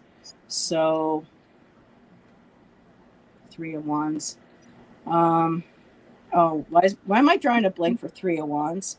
That's waiting for your ship to come in, like anticipating, moving forward. So there's a ship again, and who's at the helm? It's a female. Then I got Ace of Water. I think that was very emotional for him. And with the other cards, it wasn't something that he was too happy about. Then I got 8 of Wands. So a lot of that movement, that energy, and of course it's kind of hard to see on here. There are men in this deck, but I just keep getting ones that are feminine. So this is a female on a panda, and here's all these beautiful, and look at all the orbs and the lights. So I'm thinking that he might have seen, like with that first card, all these different things, but he was expecting something big and powerful and majestic and earth ground, earth breaking, and yet it was coming through more emotions, soft, that creative fire, that energy. And the last card from that deck again was the 9 of water. And there's the diamond, and it's like, dude, you got the diamond right there, everything, it's right there, you're looking at it. And he this might have been afterwards, so I know we were saying that he might have come around at some point. This could be him coming around and going, you know what, look at that, I understand, I get it. And then the last of the cards I pulled from Scott's deck. So I did get connection with now boy now I got the take charge. Not necessarily enjoy the ride, but there is, he did like you had gotten, Colleen, he was on a UFO. He was taken on a ship. Perhaps, visualizing childhood memories. Maybe this is finally brought him around, because then again, I got the divine feminine, unconditional love. And I think what was battling him through all of this was an entity around you isn't for your highest good. And that might have been his ego. I'm feeling that might have been, because they said, the ego is kind of like the lizard. Those darn reptilians. Darn it. Those darn reptilians again. If you go, only Holly. their, There's if your only their reptilian. eyes would close the right way and not go like that. You know. So Yeah, All right. we wouldn't have those cat eyes. We wouldn't be afraid. Yeah. So yeah, I'm thinking that that might have been playing his ego had been playing into all that, because you've got unconditional love, and then you've got, you know, a negative energy. Yeah. So I think in the end, it finally, the unconditional love. I'm hoping that is what won out in the end, and not, you know, this. At what year did he have this initial encounter that he claimed with Saint Germain? Is it Let's the 80s or 90s? does it say? I can't. I for some reason I want to say he was like the early spiritualist movement, but I could be wrong. Yeah, it originally started from a book in 31, but what I have written Oh, here. so this was 1900s, long ago. I mean, it's earlier, but his belief came from that book from Harvey Spencer Lewis. Oh, okay. I thought one of the articles I So could have sworn I said he 1981. incorporated many ideas from that book. Okay. All right. But And passed them off as his own experience. Or But so I think you're right, Heather. I think his paradigm about all powerful, glorious beings was very, very masculine, patriarchal. powerful. Mhm. And then Yeah. what the hell is feminine? Yeah. Is water And- energy, emotions. And could it be too? I mean, there's an awful lot of water in your reading. Could he have had an emotional epiphany?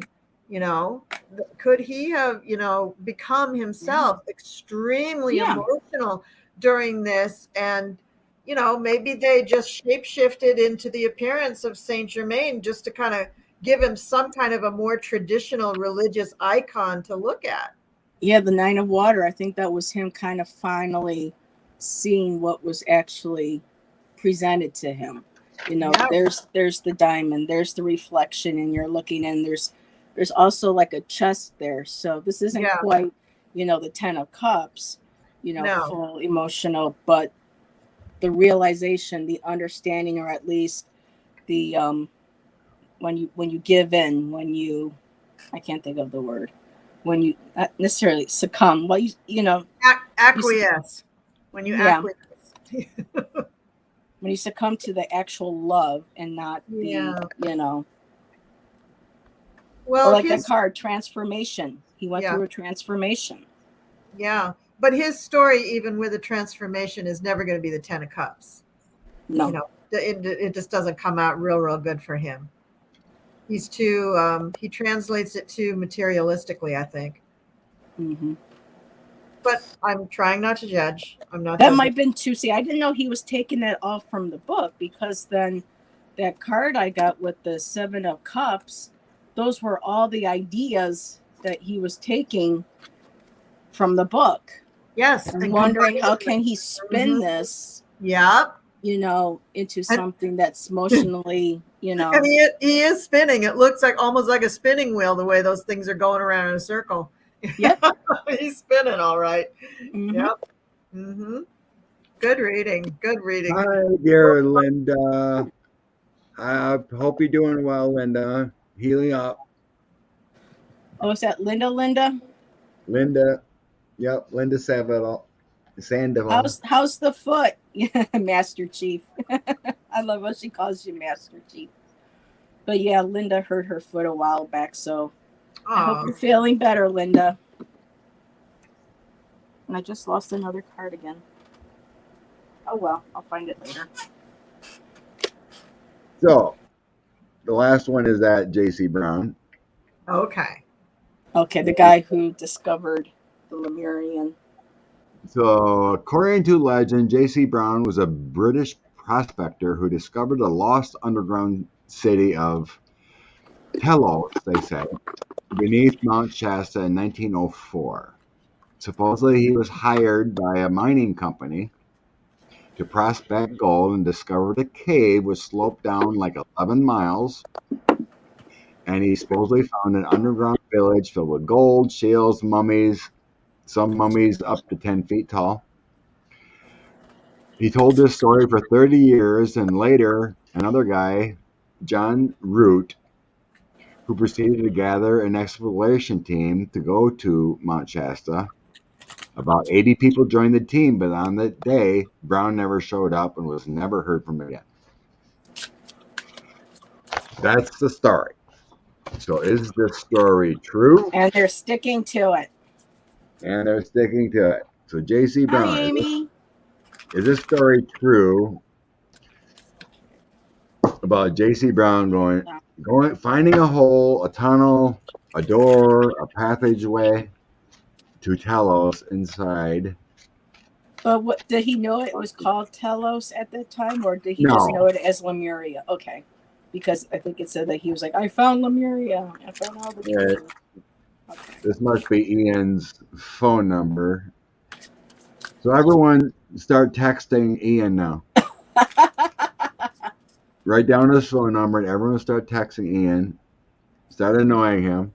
All right, 7. That's a long freaking number. I thought our phone numbers were long. I know, crazy, right?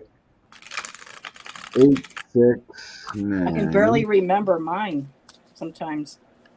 2, 6. Yeah, I use WhatsApp to communicate with a darling in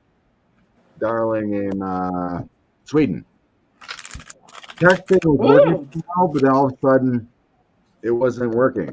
So I write for this lovely lady, and we became really good friends. And now texting was working, and we called a few times, and then found out she's getting charged a bunch, and I was getting charged like 75 cents a minute. I ended up having a $250 bill. Didn't even know it because I thought I had international calling. So now we just use WhatsApp. It's free. I'm like, now, oh my God. Scott, after we are done with J.C. Brown, do we just want to do a quick read to see what happened to Mr. Leander? I believe his name was, the guy that left his camping guys and went up and just completely vanished into thin air. There were 3 guys that were camping together. That guy. And they even brought in equipment that, like LiDAR equipment, where it would pick up heat signatures like FLIR and stuff. And they could not find any indication of boots. There was no footprints. There was just absolutely, like, 1 minute he took a step and boom, boom, he completely vanished, everything into thin air. Sure, we can do that. As long as you have the name. I probably heard of it, but it wasn't in what I think that's his last name, so I'm going to jump what I printed off. But anyway. All right, J.C. Brown, 11 miles down into Mount Shasta.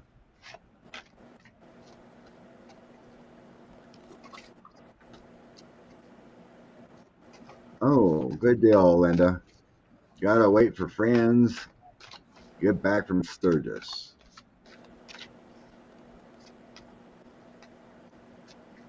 Okay, dude, where are you? Okay. J.C. Brown. And it's really odd that he just disappears when he's supposed to go back. Did he just die? Was he abducted? Men in Black take him out? Say, no, you're not going back? No, I got some interesting cards on this one. No. You want to go? You ready? No, go ahead, because I want to look up that guy's name just really quick. All right. So this is what I got. J.C. Brown, you one big con man. So here's the Ace of Cups. He wants it to be true so bad. He just thinks it makes a great story. It's just so beautiful. The thing that's ironic about this is that he's right. You know, there is some sort of city there, and it is based on people who are descended from Lemuria or some other star system race. But he just loved being the center of attention. This was just made his little heart pitter pat. But in reality, he gets the 10 of Swords. Oh, too bad. Now you're going to have Aw. to tell the truth. And oops, you can't because there's nothing there. And we get another ace. He's inspired. He gets a new idea. This is the Ace of Wands. He has a new idea. He'll just go away. Oh So my in God. So in his mind, he's thinking maybe they'll just take me either into Telos or on a spaceship. I don't think either thing happened, but maybe he might have gotten on a spaceship. This is their card for the sun because the sun is exposing the truth. So he could not stick around for that. That would not be a good look for him. So this is the chariot. So either he used his own chariot to abscond and just get the heck away from there, or maybe he got lucky and got on a spaceship. But I'm thinking it's the first thing I said. I think he just said, "See ya." So, but it was such a great idea. He was so excited about it at first. It was so cool. I got the exact same cards again. Oh my God. I love it. Ace of Wands. He had this creative idea. He had strength and then 10 of swords. Yeah. By my deck, I have the tower. It didn't come out the way it was. So No. I used top and bottom to get the energy, right? So I had, Nice. this was the energy. Strength, he had great idea, Mm-hmm. but it didn't come out the way he hoped it be. So there was a Mhm. tower moment, and I had that. Then I have his creativity was all bullshit. King of Swords, seven of Cups, the Moon. It was all delusional. All delusion. Yeah. So when they wanted to go back, that energy when they're talking about it, the King of Wands, the Two of Wands, and then Death. He didn't show up. It No. was an ending because he was a false guy. Yeah. Yeah. So yeah, Yeah. I got pretty much the same cards you I had. know. And I'm seeing, a big old train ticket to, I don't know, Nebraska or something, he just like, I'm out of here, Oh, geez. That's funny, Scott. What deck is that? This is what I learned on the Lord of the Rings. Oh, I love those. I Yes, guess I was they're going to like mention 100 earlier. They're like $100 to $200 if you can Are find they? them now. Wow. I Because bought when I bought Colleen this was, I Colleen was bought this showing, in like 2000, 99 or 2000 though. oh my You know, goodness. I was doing a video about 2 months ago, and I pulled out this deck that I've had for God at least 10 or 12 or 15 years, and I was like, this deck, I love it. I love the images. It's a little tough for me to read on. Let me see if I can find a guidebook on it because I had lost the little paper book. That deck was worth $500, and the guidebook they wanted $800 for. I was Oh, like, are good you Lord. Wow. kidding me? I found it in Canada, the book for $9, and I had to pay something like $17 shipping, and I'm like, sold. I'll take it. There you go. But Yeah. Colleen, remember your card with the horses coming out of the water? Yes. That reminded me, Scott, of the Lord of the Rings when Arwen called out the horses out of the water to come and take out the ring race in the movie. Yeah. I was like, hey, it's Arwen's, horses. But for J.C. Brown, yeah, sad embrace, magical shapeshifter. He was trying to make the story into something else. Oh. And when he couldn't, he had to make a choice that he was committed to, and this was he took off. And the next car is perfect. He took off all right. I got to believe what is right in front of you, and I'm just, for me, that's just he knew that, he wasn't going to get away with it. And after having a good cry, again, he made the choice of, what he had to do. He knew he had to disappear. The only thing is they could never find him. So who knows? Maybe somebody did come and get him.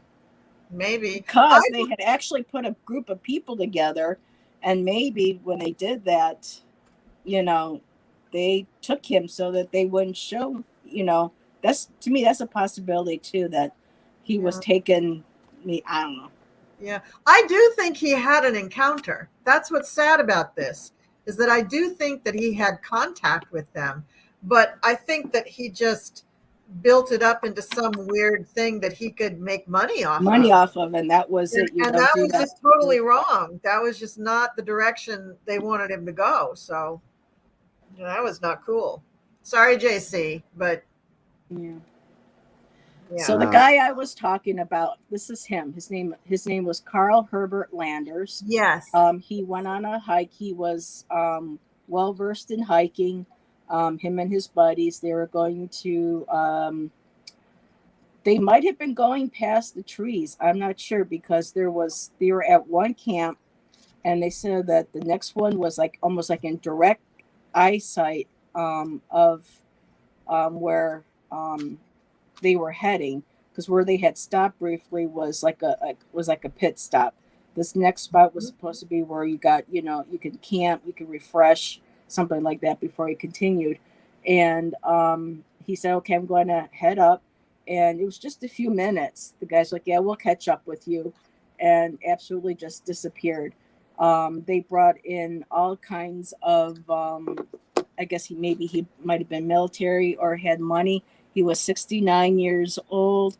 Yeah, he was going to climb the summit, which is going above the trees. I don't think too many people, are allowed to do that, actually, without disappearing. So it's been over 2 decades now. They said that the topography of the area around Mount Shasta and Lake Helen makes it difficult for anyone to disappear, because there are no crevices, nothing, no trees to obscure a body.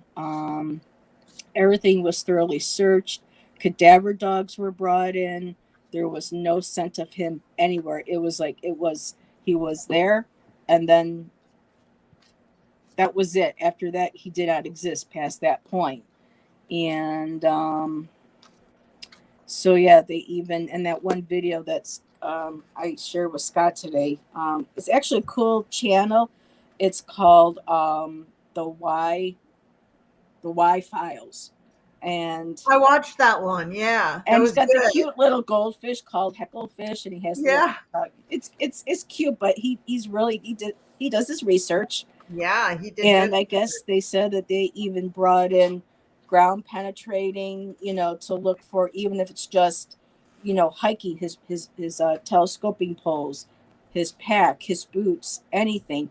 It was just nothing. It was like he was there 1 minute, and then boom, he just was beamed right up, nothing else.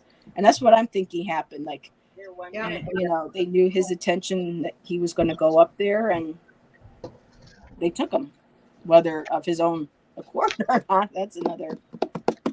So what was the guy's name? Landers. Here, let me pull that up again. Okay. Carl Landers. Carl Herbert Landers disappeared May 25th, 1999. Lake Helen, Mount Shasta, California. He was 69 years old. Carl Landers.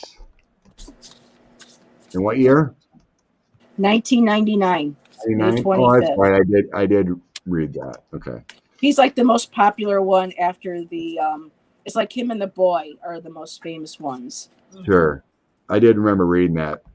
It just wasn't in the links that I It's just interesting that his 2 buddies made it to the next, stop post,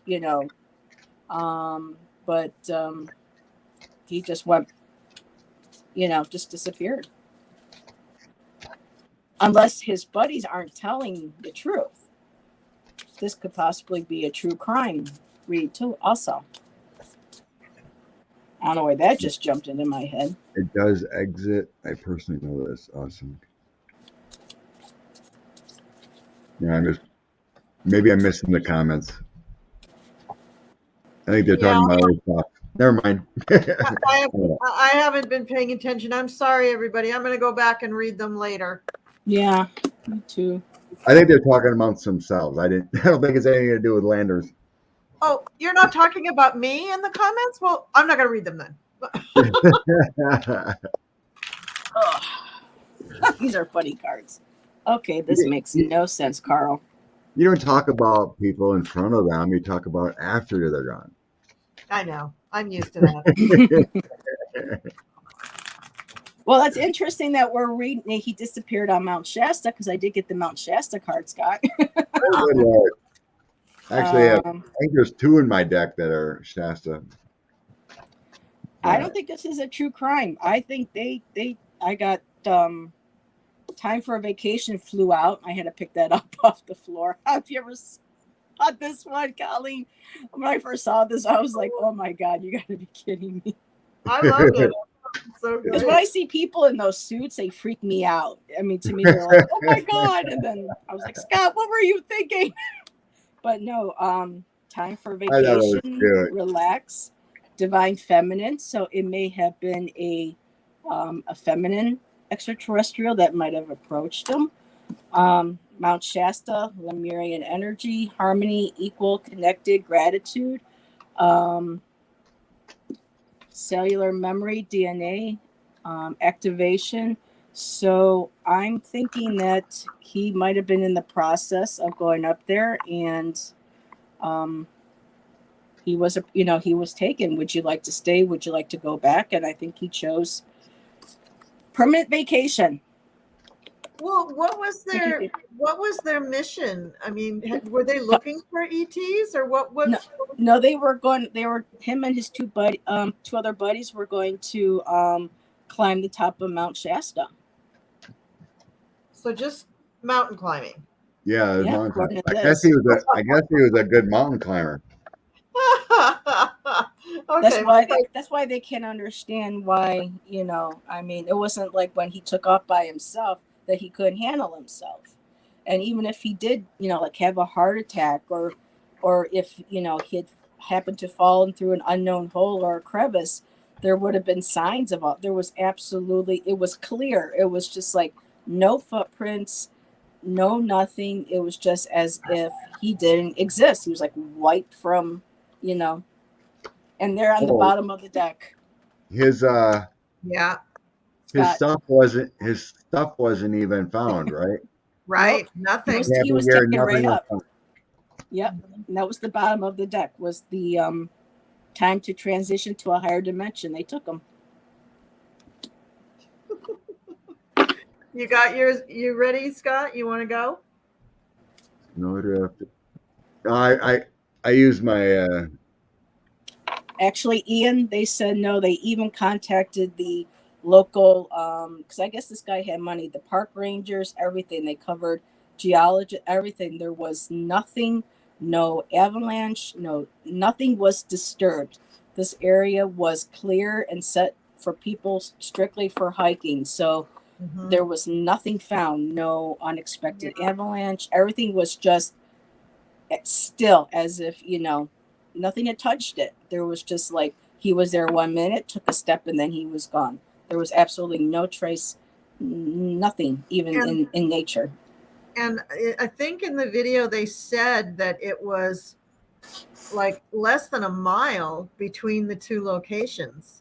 That where he was walking, it was less than a mile that he was walking, and the shot that they gave was just slight incline, expanse, light a bit of snow, nothing dangerous in the area. So in the few minutes that they figured out that he was missing, they visually could have seen anywhere that he would be because they were that close to him. So, and no footprints, nothing. Yeah, no footprints. That's a kicker. No footprints. Yeah. That last card.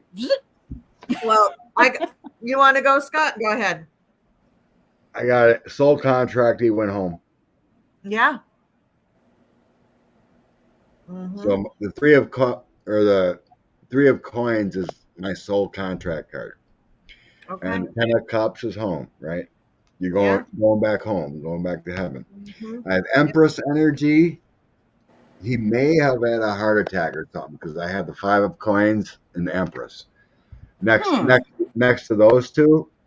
So he may not have survived any abduction or whatever happened. Yeah. Because I have 5 of coins here. There's lack of energy, lack of substance within your soul. I'm feeling soul with the Empress. And then I have he made it home because I have the full 3 of Cups and 9 of Swords. So he had some kind of issue going on. It's like he may have been asking for it, whatever, but he had some kind of fool's journey, but there's some anxieties, but when he got there, he was toasting cups. He was all good. Mm-hmm. So it's kind of in the shadows because I have the moon too. So it's some kind of secrets, something. So I think he was abducted, but he just went home. Yeah. Mm-hmm. That's very similar It's to what kind of like they saved him. Yeah, You know? they probably did. I'm feeling like he had lack of energy or lack of good health. And maybe that's why they took him, because maybe they saw him in distress from a stroke or whatever, and they just said, we can help him. And they knew his intention, and he was one of them, or he had been just chosen or whatever. Yeah. Something like that, and add to the mystery of the Mount Shasta. Yeah. All right. So I have, again, the 2 of Cups. So this is an agreement for him and them. Yep. This is an agreement. Yep, I pulled another set. Yep, there we go. I got that too. And then I got the 8 of Coins. So he was kind of planning what he was going to do. He's trying to figure out, where, maybe not planning consciously that he wanted to go up to a spaceship, but he knew he was going to Mount Shasta to do that hike. And he might have been thinking, what should I be doing with the rest of my life? Where am I going with this? And also, because it's Pentacles, did he have a health problem that he was wondering how was the rest of his life going to pan out? Yeah. Yep. And you go ahead. Anna just asked quick, was he an alien? I don't sense that. No. Ace of Cups, when this opportunity presented itself. Oh, you got that too? How funny. So far we're 3 for 3. I just think, he was like, yes, thank you. I'll have some more of that, please. Because the opportunity was too good for him. Again, it might have related back to a health problem and that they could fix him. Now, this one's going to be hard to recognize. This is the 3 of Swords, but I got it reversed. I'll show you the upright version. It's like a tornado. Oh, wow. Yeah. Up he went, yeah. So, yeah. So he just kind of got it. And I think there's a chaos to this card. And an urgency and a like you don't have any time to think kind of thing. So I do think more and more I'm thinking they might have saved him. And the last card I got of this deck, I have 2 other Oracle cards, is the Ace of Pentacles, but I got it reversed. And so this would be that there was nothing in this that I don't think he planned totally to do this, but I think it was in the back of his mind. I think maybe he's the last hoorah. Well, I think maybe he had encounters before, whether he consciously remembered them or not, I don't know. Whether he shared it with their friends, I don't know, with his friends. But the Ace of Pentacles reverse tells me that he wasn't doing this for any kind of gain, no material gain whatsoever. He was pure. He didn't want to worry his friends. Then again, maybe he didn't want to live on this earth in a debilitated state. And he knew that going with them would guarantee that he would not do that. And the next card I got from your deck, Scott, is Find Your Soul Family, Circle of Life. He was going home. Oh, wow. He was absolutely going home. Yep. He was going home. Oh, that's and the last one says, pay attention to your heart and soul, physical and emotional feelings, and divine guidance. So this is just too weird. So that Soul Family card, right underneath it was the Mount Shasta card. Yeah. Yeah. This guy in some way had a plan to do. This was his exit strategy. This was his retirement plan. Yeah. You see, it's just weird. I shuffled the deck all up. I know. And I pulled my 2 cards. But as I was looking at the bottom of the deck, it was just sitting there. But the other 2 cards make sense too. But You So just can't make it up. they're just sitting there, and then you pulled that card, and it was that card that was sitting right in front of my face, and then Yeah. right underneath it was the Mount Shasta card. You can't plan it like that. No. No, but how fortunate are we that Spirit decides to give us these messages in such cute, serendipitous ways? We laugh, we, very joyful, very happy. I love this. Yeah, right. And Colleen, like we were 3 for 3 because I went ahead and I stuff up for these. I had the Ace of Cups. Mhm. I had the 10 of Cups. He was reunited with family and spirit. And Yep. go up. Yep. And I did get that. There was health things. I had the Page of Pentacles. Yeah, So it said, because it having to do with, health, and even though it doesn't mention health on here, on the top it does for, upright. But when it came out reversal, for me, that was definitely health was going down, and then there's, the two of Cups coming together. So, yeah. Yeah. So it's like he didn't know this was going to happen. Yeah. It's like his soul family, they're there, the energies of. Maybe he knew intuitively his higher self did. And they that's know what brought him there that day. Yeah, I think he was a frequent visitor. I think he was a frequent flyer, as it were, with the aliens. I think, he was ready to cash in his miles. That's quite possible. So this card here is actually a picture from Mount Shasta. Yeah, it's really nice. So he had he was on that soul path choice, and then he had some unexpected changes and he just went. So that was my Scott, I've been meaning to ask you about that card that you just had up. Where is that hand coming from? Over the ET shoulder. That's not his hand. So I was just wondering what that disembodied hand is. That is pretty creepy. It's a reptilian.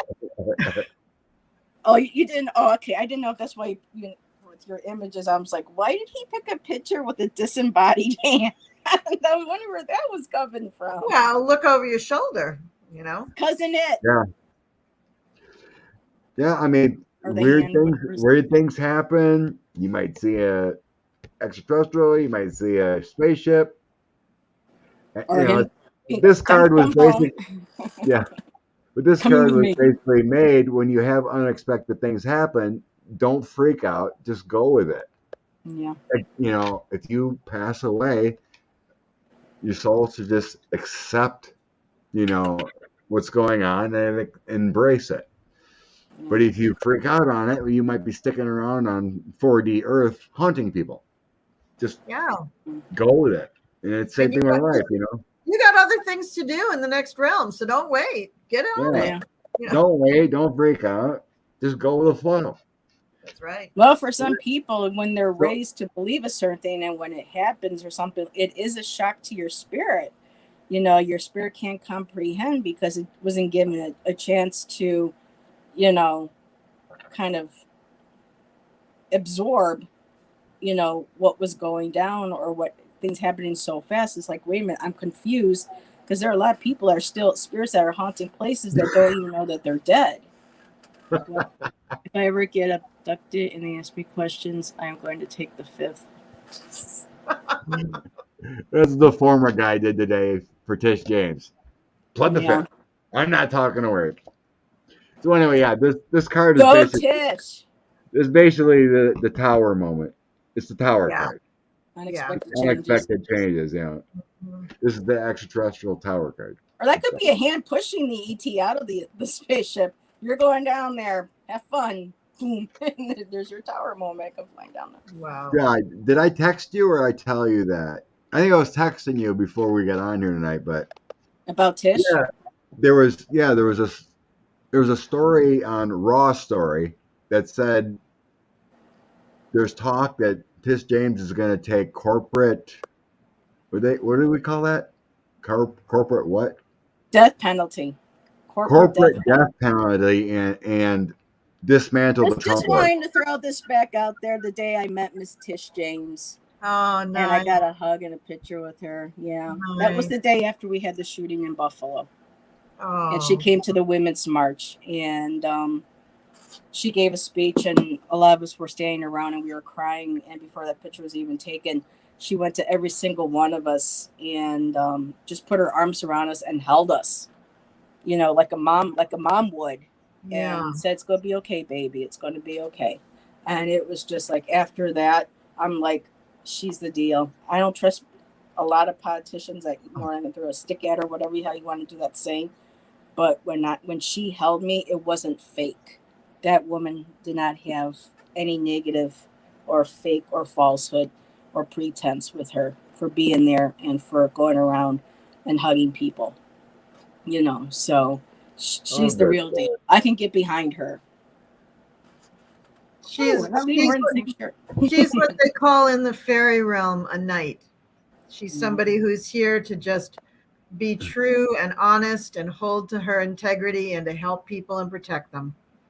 And I hope that it's obvious. she stays the course. Yeah. I really hope she can stay the course, because we know how dark and corrupt. Yeah. She's not going to stop. She'll get her man. It'll be good. I just seen. Oh, Ian, I sent you a message in case it went through or not, or if I got the wrong number. But anyway, there's some sad news there's some sad news on CNN right now. Uh-oh. What happened? Evansville, Indiana. 3 people have died. 39 homes were damaged after an explosion. Oh, no. I have no clue what's going on. This is just the breaking news I got. 39 homes have been damaged after an explosion in Evansville, Indiana. No clue yet. Wow. I wanted to mention it because I've seen it on my phone. Wow. So prayers out to those people. Yeah. Yeah. Yeah, it hasn't popped up on here yet, but yeah. Well, I got the CNN app and I get their breaking news. During 4-hour deposition, Trump answered only one question. What is your name? His name? Yeah. I don't know. I let Shan read that stuff. I'm like, I'm the Mad King. Yeah. So, yeah, we've been on here a long time. Yeah. It was great. It was so weird. I mean, it took what? And it took like an hour and 20 minutes to read. It's still less than a Ron Unconditional Love live. Yeah, Ron can do. You're over when you're with Ron for 4.5 hours. Oh, yeah. God. One night I had to stop at 3. I was like, dude, and he went on for like another hour and a half or so. So we had a good Friday night one time. I think we went 5 hours that one Friday night. Too much. We did. It is too much. Too much. Yes, it came back, Ian. I think we got it. Yay. You can see someone in Scotland going, "Ooh, the fuck is this?" Ian and I are connected on WhatsApp. Now we can send cryptic texts and no one can find out. Ooh, yeah, right. It's called WhatsApp. Yeah, WhatsApp. What's up? What's up? Wasabi. Well, Scott and Heather, I'm going to have you on my channel now. So thanks for that. No, I'm kidding. Definitely. You have to come on mine too. Yeah, so we'll have to do that. Now I'm getting ready to do, at the end of August, I have 8 weeks. Every weekend I'm doing a fair, Saturday and Sunday. So for the first 7 weeks, it's the New York Renaissance Fair, if anybody's in that area. And Sterling Renaissance. Yes, in Sterling Forest. Yep. I'm going to be at a booth that they're naming for me, the Cool Crone. So I'm very happy about that. And then the last weekend we'll have 2 local fairs. So I heard it's up to $43 now to get in. Really?